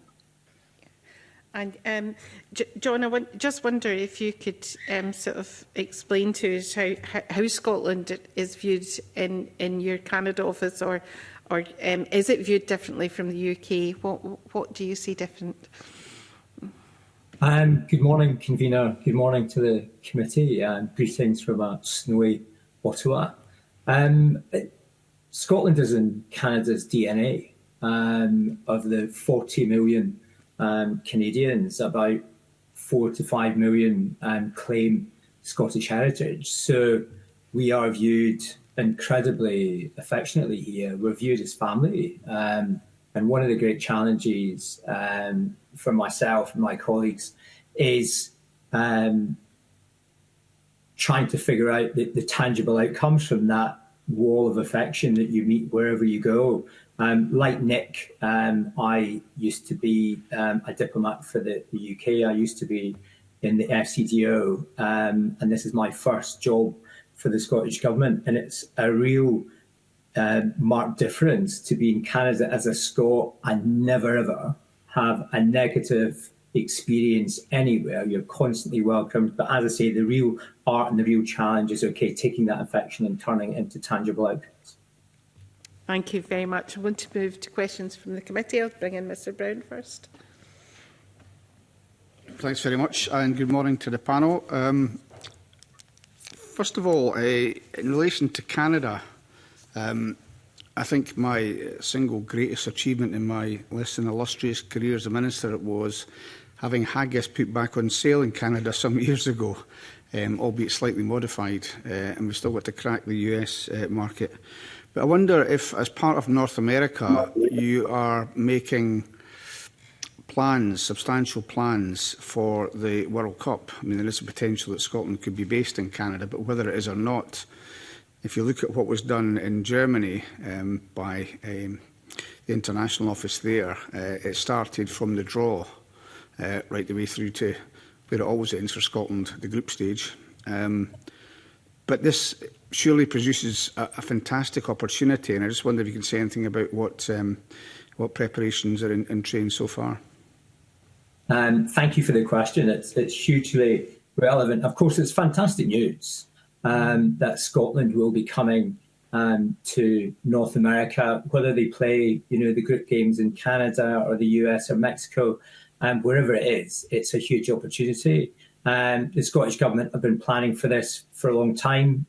Since Scotland qualified, I've been in a number of meetings with colleagues back in HQ looking at any number of aspects of this, not only the practicalities around Scotland playing here, the Tartan Army visiting, but also, what can we do to maximise that for Scotland, not just through a Visit Scotland, a tourism lens, but also anything associated with trade and investment. So those discussions are ongoing. I come back late last night from meeting some business people in Toronto, and on the way down to Toronto on the train, I was on a number of Teams calls with Scottish Government colleagues about this very issue. And yeah, the planning is already at quite an advanced stage, and there'll be more to say, I think, over the coming weeks and months, especially after the announcement tomorrow about which group Scotland will be in, and then on Saturday about where they'll be playing their games. Yeah, thanks for that. I mean, it's likely that en route to the final, Scotland will be in Canada at some point, of course, but I just wonder if you've taken lessons from what happened in Germany, because it was an astonishing kind of boost to Scotland. I think, as was said earlier on, Scotland enjoys a pretty warm reputation in Germany. I certainly remember being in the ambassador's residence and being embraced by a senior member of the CDU who said that we like our Scottish friends because they want to stay with us. That was her exact words, and she was looking at the ambassador when she said it. So we have a very good reputation there, and we often are not aware of the numbers of Germans that come in particular to the Highlands in Scotland. But I wonder if your plans are as detailed at this stage as they were in advance of the draw for Germany, and if you've learnt from that. And Catherine or John. Catherine, you're on screen first. Do you want to come in first? Have you been helping out with the plans? Brown. We have had some initial meetings about what learnings we can apply from the Euros to the World Cup, and certainly I well remember watching that draw and almost not being able to believe our luck. I say this in terms of the visibility afforded by Scotland by playing Germany in the opening match, although perhaps the scoreline suggests that in terms of football maybe we weren't as lucky as we thought we were. But yes, there's definitely learning from that we can apply to Canada, and the big message actually that I would take and that was less clear up front when we went into the Euros, because it had been so long since the Scottish men's team had played a big international tournament like that. What we hadn't appreciated was just what an impact the fans, the Tartan Army, would make. So there were 200,000 of them in Germany, and the Germans absolutely fell in love with them. I mean, if you don't mind me reading just briefly, convener. So at the end of the group stage, so just before the match against Hungary, the embassy received an open letter from someone who signed himself off as a New Scotland fan in Oldenburg in Lower Saxony, incidentally Lower Saxony where Scotland wasn't even playing, who, among other things, I mean, essentially this letter was pleading with the Scottish fans to stay on regardless of the outcome of the final match, because Germany was so much enjoying hosting them. But one of the things he said was, "You've already done Scotland proud and done your message a great service, because this positive publicity for Scotland could not have been achieved in 10 years. And I think that's true. I mean, just the bounce to Scotland's visibility and reputation that came as a result of the great behaviour by the fans and the joy that they brought to the tournament, I think can't be underestimated. And indeed, Visit Scotland has done quite a lot of work since then to kind of translate that into practical campaigns. I think they did a specific piece of PR around the No Scotland, No Party slogan. So now that we can anticipate in the World Cup context that this is how our fans are perceived and what an asset they are, I'm sure that there are things that my colleagues in North America can do proactively to make sure that we're ready to capitalise on that. Yeah, and just before coming to John, because I think you've kind of answered the question, if you like, for both sides in Germany and in Canada, and you're quite right to say the boost is down to the fans and their behaviour and their conduct, of course. But John, can you say something a bit about this committee talks to HES, Historic Environment Scotland, and we've just been speaking to people about Creative Scotland, neither of whom, I can't speak for the whole committee, seem to have a huge presence in terms of Historic Environment Scotland, the diaspora in North America that could help to contribute towards the refurbishment, the maintenance, or the ongoing support for various buildings they have around the country. It's not something I'm aware they tap into very much. And also in relation to Creative Scotland, we've heard how they don't have capital funds and so on as well. I'm sure they could do more in North America. Is that something that your office does at all? I know it may be more based in the US if it's based at all, but what experience do you have of that? I mean, I think there are a number of institutions, certainly those founded by Scots, including the universities, that do a number of philanthropic style activities. I'm thinking particularly of the Saltire Foundation in Canada that brings Scottish students for internships and work placements in Canada. In terms of big philanthropic donors from North America sending money to Scotland, I think it is a challenge, and it's not an area that we're tracking hugely in Canada, but obviously if there are opportunities, we prosecute them. I think that's pretty much the same response we got from HES. It might be there. I think you actually have to go after some of these and they're quite niche. But yeah, thanks for that. My last question is to Nick, because I don't want to feel he's been left out. Obviously, one of the main purposes is to encourage investment in Scotland. It's down there in your report. Scotland currently has the highest levels of foreign direct investment of any part of the UK apart from the south east of England, and has done very well for over a decade now in relation to that. They also have lower unemployment than the rest of the UK, a better productivity record more recently, and a very good credit scoring internationally now as well. To what extent do you think, are you able to measure how our offices have contributed towards that? Thank you, Mr. Brown. And just before I answer, because I will answer, but you mentioned haggis earlier and the issues in Canada. So we run, obviously, an annual Burns dinner and other things in Brussels that we serve, where we serve haggis. And it's not that haggis is banned in the European Union, but because the quantities are so small, the level of bureaucracy is a deterrent for people to export it from Scotland. And so, you know, we've had to teach the chef at the UK residents how to make haggis in order that we can serve it at Burns. So we're really looking forward. That's why the what's called the SPS agreement, the food and drink agreement between the UK and the EU, is so important, because it will unlock the opportunity for us to serve real haggis from Scotland at our Burns dinners again. So it is an important. And I should say this committee actually went to one of the haggis manufacturers not far away from here to visit and heard the same story about the difficulties exacerbated since Brexit. But yeah, sorry, go on. Yeah, no. It just shows how these things really matter on a sort of daily basis.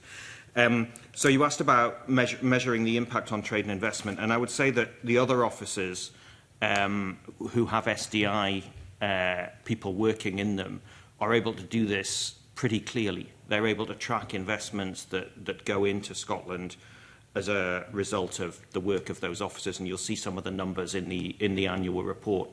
Brussels has always been a bit different because the EU institutions are a political entity, and they're our main audience in Brussels.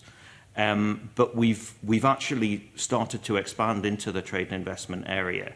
So we've noticed that there are Belgian businesses that, particularly in the offshore wind sector, that can be really important to Scotland. And the Port of Antwerp has a vision for that it will be the route for the import of hydrogen, which might come from Scotland, to go to the Ruhrgebiet in Germany, and then the export of the carbon, which might also come to Scotland for CCUS. So there are real opportunities in Belgium. And Scottish Development International, from next April, will have 2 people in Scotland House, Brussels, partly for that reason, to track those investment opportunities in Belgium and elsewhere. It'll have a broader remit. But partly also because one of the things we've also learned is that where we have existing investors or potential future investors in Scotland, being in touch with them around the world is really beneficial, making them feel Scottish. And there are a lot of those companies that have offices in Brussels. And SDI, we've learned to do that from Scotland House, and we do it a bit.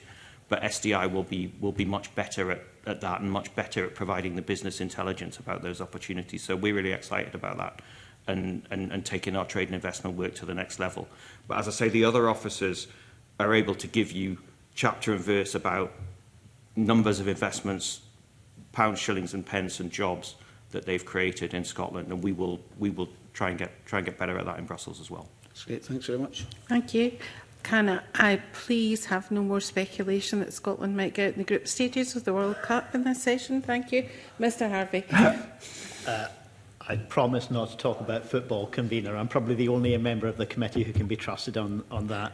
I'd like to, good morning to witnesses. I'd like to ask about the interaction between Scottish Government international priorities and the UK context, the context in which international relations formally are reserved.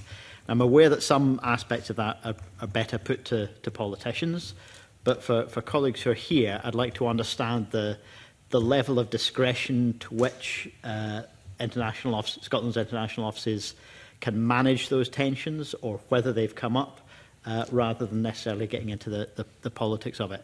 To give you an example, Scotland is a member of the Under 2 coalition, climate being a high priority. I think from 22 to 24, Scotland was one of the co-chairs of that coalition. And although there's probably a bit more alignment now between Scottish Government and UK Government priorities on climate, during that period it probably wasn't the case that there was such strong alignment. In what ways do the international offices encounter issues where there may be a mismatch, not necessarily a conflict, but different priorities between Scottish and UK international objectives in the relationships that you seek to foster? And to what extent do the international offices have discretion to deal with those issues, or do they have to come back to ministers for a steer?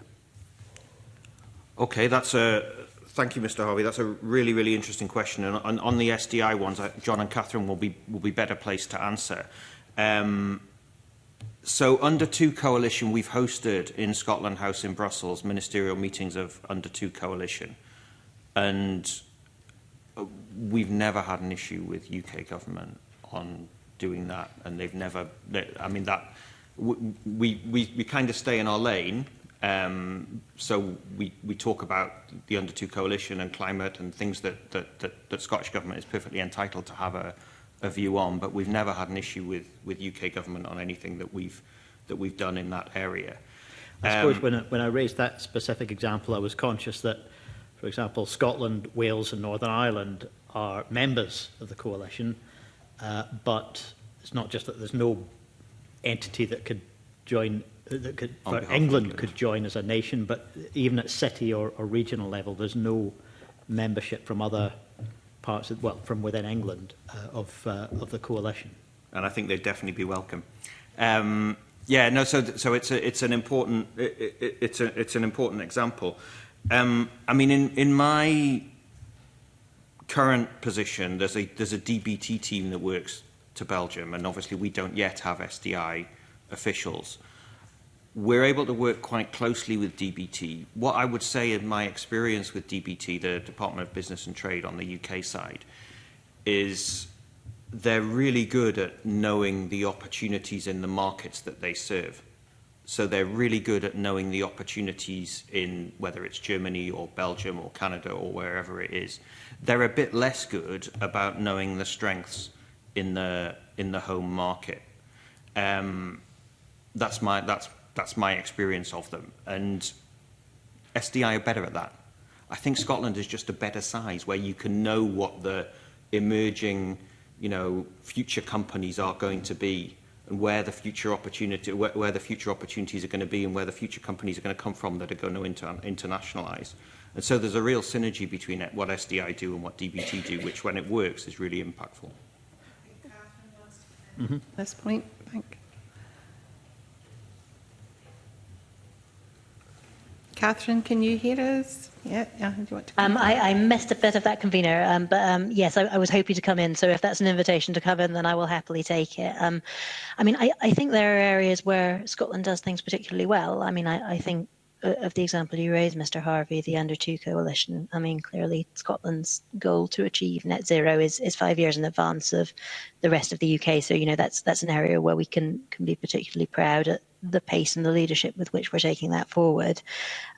I think, you know, some of the particular things that Scotland has pioneered in terms of thought leadership on loss and damage, for example, and that are now taking off in a big way across Europe, and where Germany now has committed significant amounts of money, but that, you know, that stemmed from Scotland raising it up the agenda at COP in Glasgow. I think it's true that there are kind of areas where we can specialise, or where our kind of thought leadership or the natural resources that we offer can be a kind of differential advantage. In terms of that kind of wider point on relationships with UKG colleagues in an embassy context, I would say that they're very collegiate. I was speaking to the ambassador only on Monday about the success of our St Andrew's Day event. One of the first things actually that the UK ambassador to Germany did before he took up post was to visit all the devolved nations, including Scotland. He met with the research sector, he met with the hydrogen sector. So from that point of view, and given that obviously we're operating in areas of devolved power, whereas the UK takes responsibility for those areas of power that are reserved, I think, as Nick says, we're able to pretty much stay in our lanes. And I think relationships at official level tend to be very collegiate, as I've said. I wonder if I could just follow that up by asking colleagues to explore the scenario in which, you know, clearly at UK level, we currently have the main opposition party in Parliament seeking to repeal climate legislation, with a political party that's polling very strongly for the next election, which is outright climate denial conspiracy theory. That's what's leading its policy. To what extent would the Scottish Government's international offices still be able to adequately function in delivery of the Scottish Government's policy in an area like this, in a situation where a UK government came in which was pursuing the polar opposite agenda? I'll have a go. So it's our job to represent the government of the day, and in this case the Scottish Government of the day, within the law. So if our ministers want us to take a more activist role in an area like that, then we would try to do that. I mean, we would need to do that within the terms of the Scotland Act and within the terms of the Concord Act. So we can't suddenly go totally sort of AWOL and talking about matters that are correctly reserved. But we could, I hope we don't have to, but we could adopt a more robust attitude with UK government. I think it would be harder. They're much bigger than us in every area that we work in, and it's much more impactful for Scotland when we work collaboratively. But you know, if ministers wanted us to go down that route, then provided it was within the law, we could do that. Any other witnesses want to comment on this? Can I come in on that, Convener? Of course, please come in, John. Thank you. I mean, to go back to Mr Harvey's original question about the relationship between the Scottish Government and the UK Government in this space, I just wanted to give a positive example in the economic and trade side. Since the new Canadian government has come in under Mark Carney, they've had a stated public aim to diversify the Canadian economy away from an over-reliance on the US. And as part of that, the UK and Canadian governments have agreed an economic and trade working group over the summer. And in the jargon, I sit on the FCDO platform in Canada, which means that I work within the UK High Commission. Now, no more than a few feet away from me sits the UK Head of Trade for Canada, and I speak to her pretty much, on a regular, if not daily basis.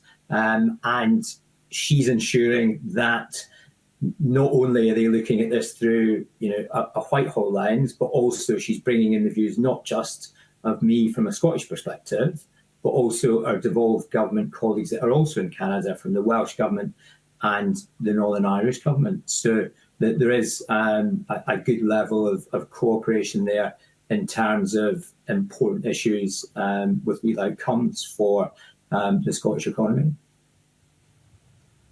Okay, thank you. Thank you. Mr Halker-Johnson.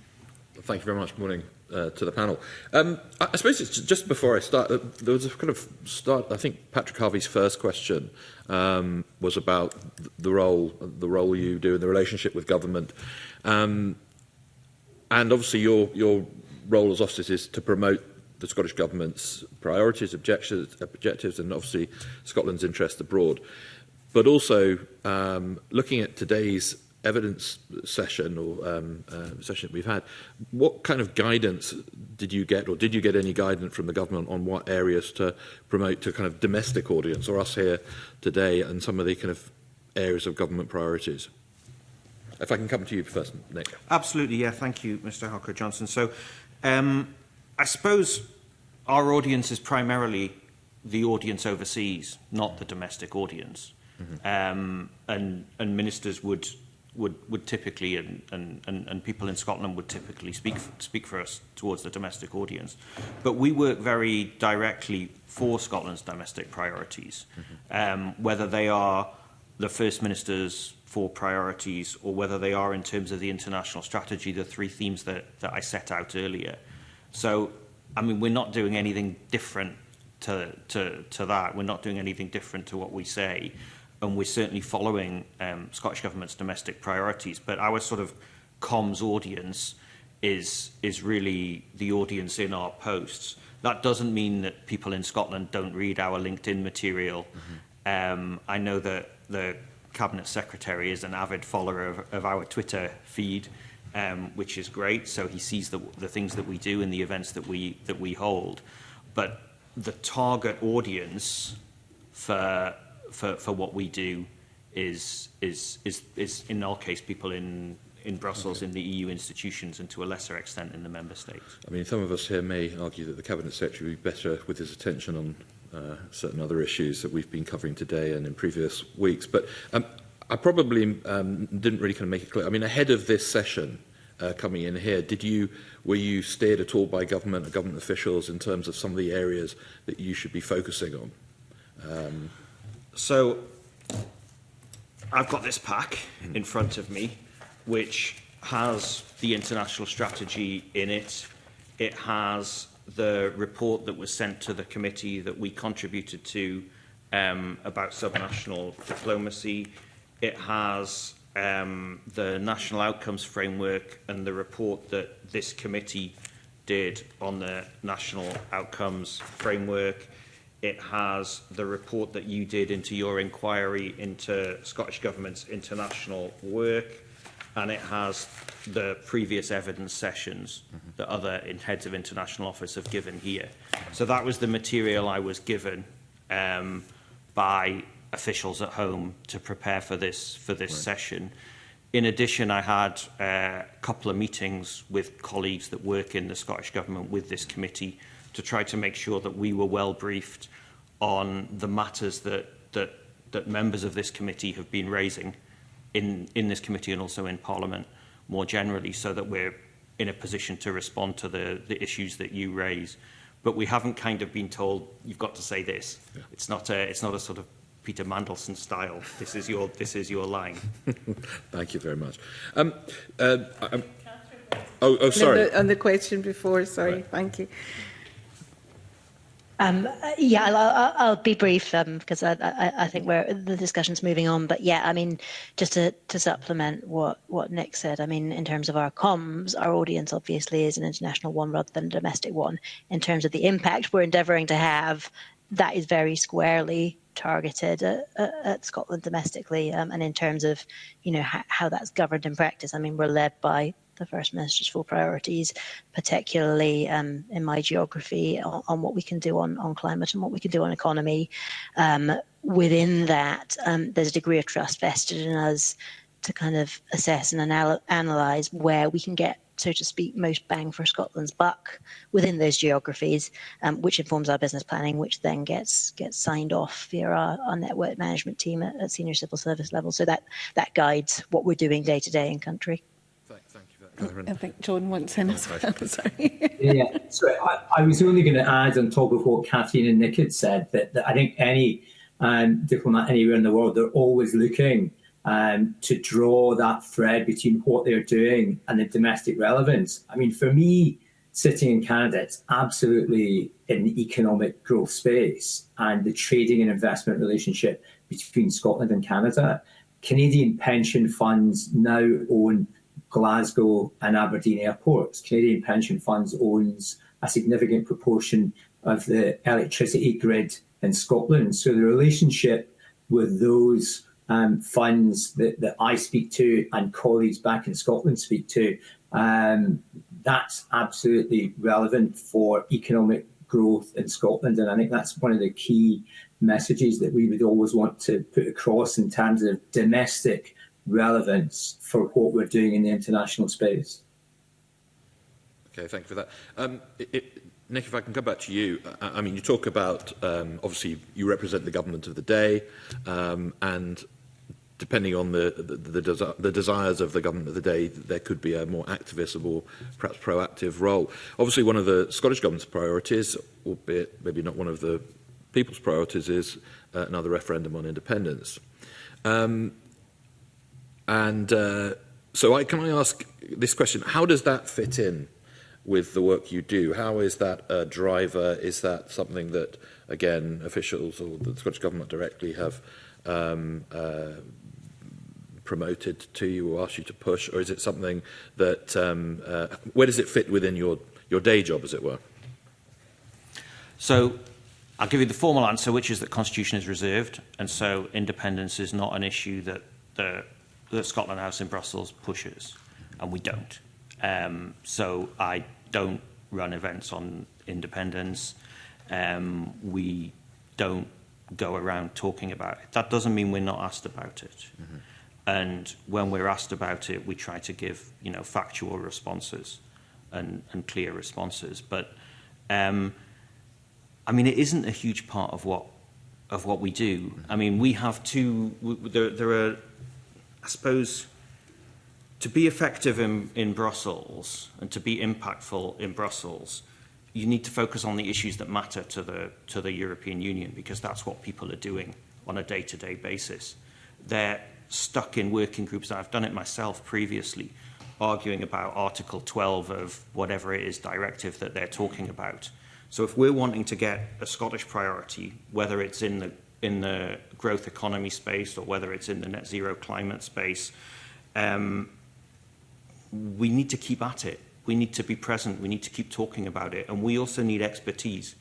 And we need to bring that expertise from Scotland to come and meet the relevant people in the Commission or other parts of Brussels. So just while I've been back these last 2 days, I've met Scottish Financial Enterprise, I've met University Scotland, Scotch Whisky Association, Law Society Scotland, Prosper, and the Chief Scientist for Health.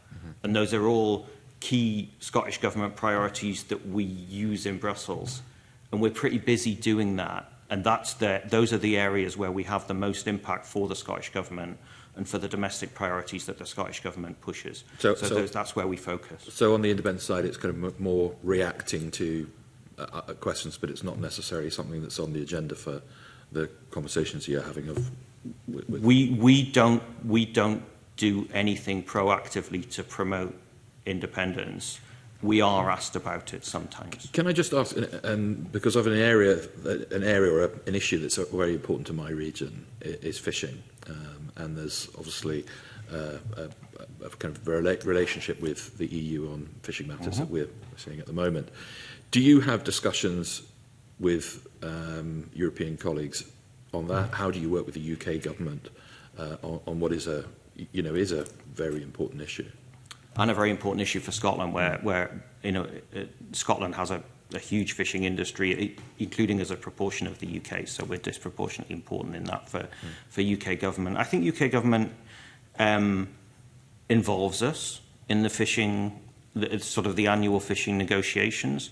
We've had issues on sand eel closures and marine protected areas where Scotland has had its own decision to defend with the European Union, which they've allowed us to do, and we've been able to do that quite effectively, I think, in both of those cases. We have a relatively close relationship, in fact, a very close relationship with the colleagues who deal with fishing in the UK mission to the EU.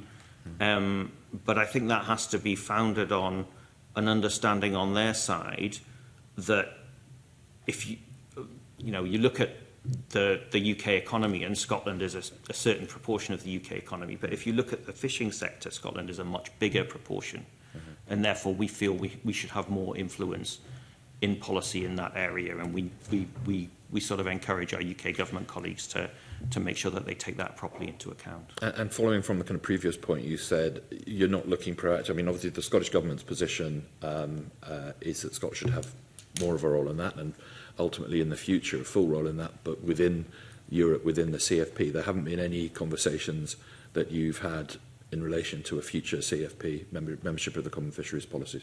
That's not a kind of proactive role or a responsive role you're taking. We haven't done that. Okay. Can I ask one last question? Just as I said, I represent the Highlands and Islands. Very, very important for small businesses. Lots of small businesses and very entrepreneurial spirit. How do you ensure that smaller businesses are covered in that?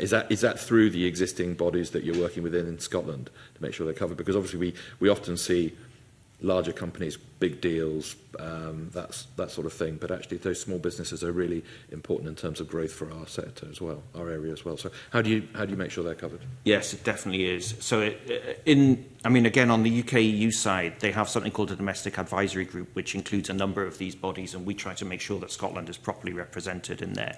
So Scottish Fishermen's Federation, for example, are a member of that. They very regularly make representations to us about the interests of small businesses. And I think, again, coming back to the SPS agreement, so the Agriculture, Food and Drink Agreement between the UK and the EU, which we've been really active in trying to promote, that is a response to a message that we've had that whether you're a fish processor or an exporter of agricultural products from Scotland, this extra bureaucracy is really problematic. And so if that agreement takes that extra bureaucracy away, that's definitely responding to the representations we've had on behalf of smaller Scottish businesses in those sectors. We can definitely get better at making sure that the organisations we talk to bring up the interests of smaller businesses. But for example, I mentioned I went to see the Scotch Whisky Association. They were not talking about the Diageos, they were talking about the smaller distilleries and how issues in the European Union about labelling, where if different EU member states have different national requirements for the label on the bottle of whisky, that's kind of fine if you're Diageo. It's not fine if you're a small distillery in your constituency.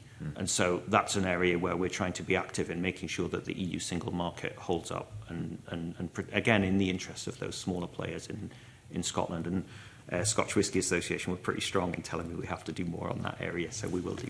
Okay, thanks, Nick. Yeah, I think Catherine and John want to come in as well. Thank you.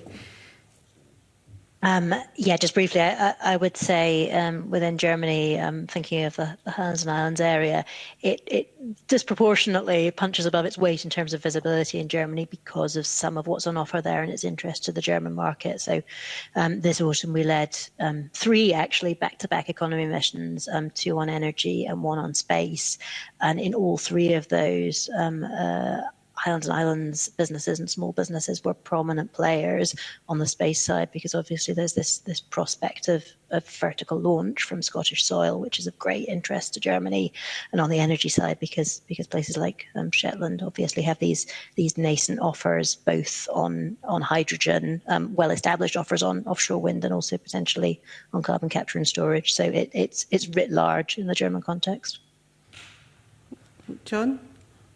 Thank you. I just wanted to come back on Mr. Harcourt-Johnson's point also about the small businesses, and particularly Highlands and Islands. One of our key relationships is with the government of Nova Scotia. It's mainly around the energy space, tidal, offshore winds. Nova Scotia are starting out on their own offshore wind journey. But one of the really interesting things amongst all of that as well is obviously the use of Gaelic. And one of the things we're looking at the minute is there a way that small businesses in Scotland and small businesses in Nova Scotia can maximise their use of Gaelic as a discriminator to increase potential revenue, not just trading between themselves, but in a wider context. So that's one of the ongoing discussions we're having with the Nova Scotia government. In fact, I think I'm going on a Teams call with them tomorrow to pick up on that point. Okay, thank you. Mr Kerr, did you have a question? Yeah, I just wanted to say to John Devine in Ottawa, 3 things have impressed me from the things you said. The first is obviously you have a very long and distinguished diplomatic career, which I totally respect. The second thing is you got out of bed at some unearthly hour to appear before this committee, which I think is highly commendable, or maybe not. And the last thing you said, which I thought was very important, was you talked about the degree of integrated working that you enjoy with the representatives of the United Kingdom in the High Commission and elsewhere in Canada. And I just wondered if you'd give us maybe a concrete example of where that working together had produced a win for Scotland. Thank you. Yeah, I did do the sound check for the committee at 3:30, but I'm an early riser anyway, and I've had a cup of tea, so I'm not doing too badly. Yeah, as I say, we are in the jargon on the FCDO's platform, and we work closely. In terms of tangible outcomes, I think I go back to the point about this step up in the trading relationship between the UK and Canada. I mean, I've seen in the last year in Canada such an incredible change, given the international trading context and the context of Canada's relationship with the US, and the fact that Canada are looking to diversify their economy away from that. And Mark Carney has said publicly that his 2 areas and countries where he wants to focus most to diversify that economy is the UK and the European Union. Now, I think, as I say, I'm in regular discussion with the UK government, as are my Scottish government colleagues in Edinburgh, with the departments in Whitehall. And I think through time that will turn out to be a really significant area of work for the UK, not only in Whitehall, but for all the devolved governments as well. And part of that is the relationship we have here in Ottawa amongst the devolved governments and the UK government. Thank you for that. And a question for Nick Leake, for all the talk about roundabouts and all the rest of it. The Friends of Scotland group is specifically mentioned. I was a little intrigued, and I'm making a serious point here, and I know you're quite new, I think, in Brussels from on your roundabout. I think you crossed the street only less than 2 years ago. 2 years ago. So it's early days. So I just wondered what your thoughts and plans were.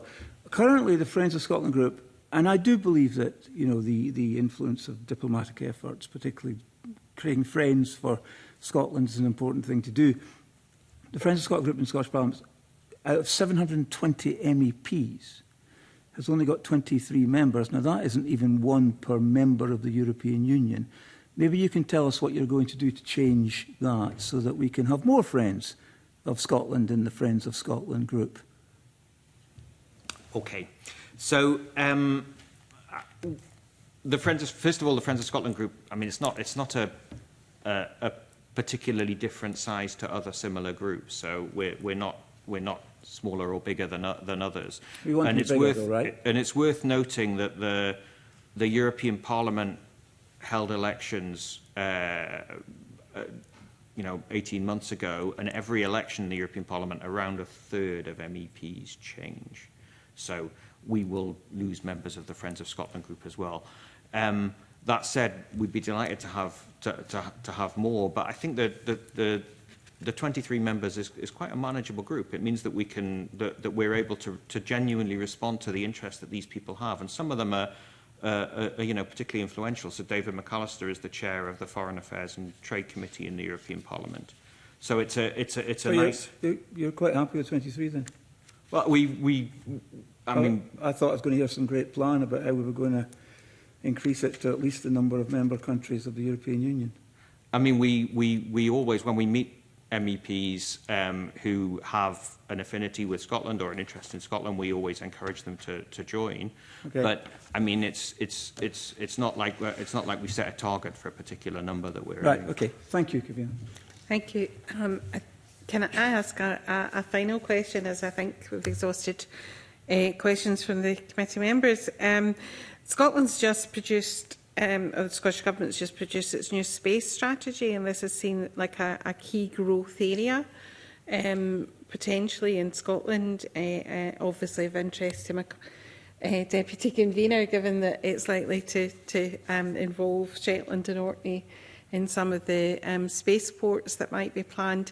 So I just wondered if I could ask how you will take that strategy now and take it forward to promote within the offices. And I thought I might come to Joan first, especially given you were talking about Nova Scotia a few minutes ago. Thanks, Convener. Yeah, I mean, going back to the Canada diversifying its economy away from an over-reliance on the US, within that relationship that they're now building or enhancing with the UK, part of that is a growth and innovation partnership as well.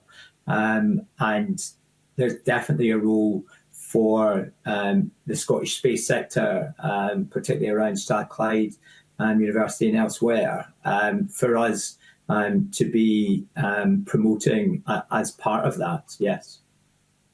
Thank you.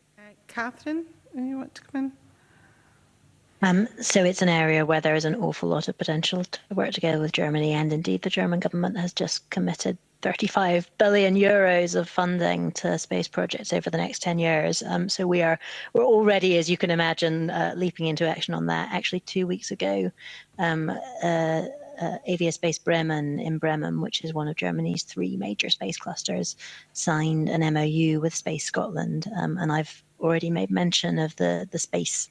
When I call it a space mission, it sounds like we went into orbit. We didn't go into orbit, but we did go around 3 federal states with our Scottish space envoy, Daniel Smith. And to be honest, of the 3 missions that we ran this autumn, I think it was the most successful and the one where the Germans were most struck by the potential of what Scotland's got to offer, both on the small satellites front, both upstream and downstream, but also very significantly on the potential for launch.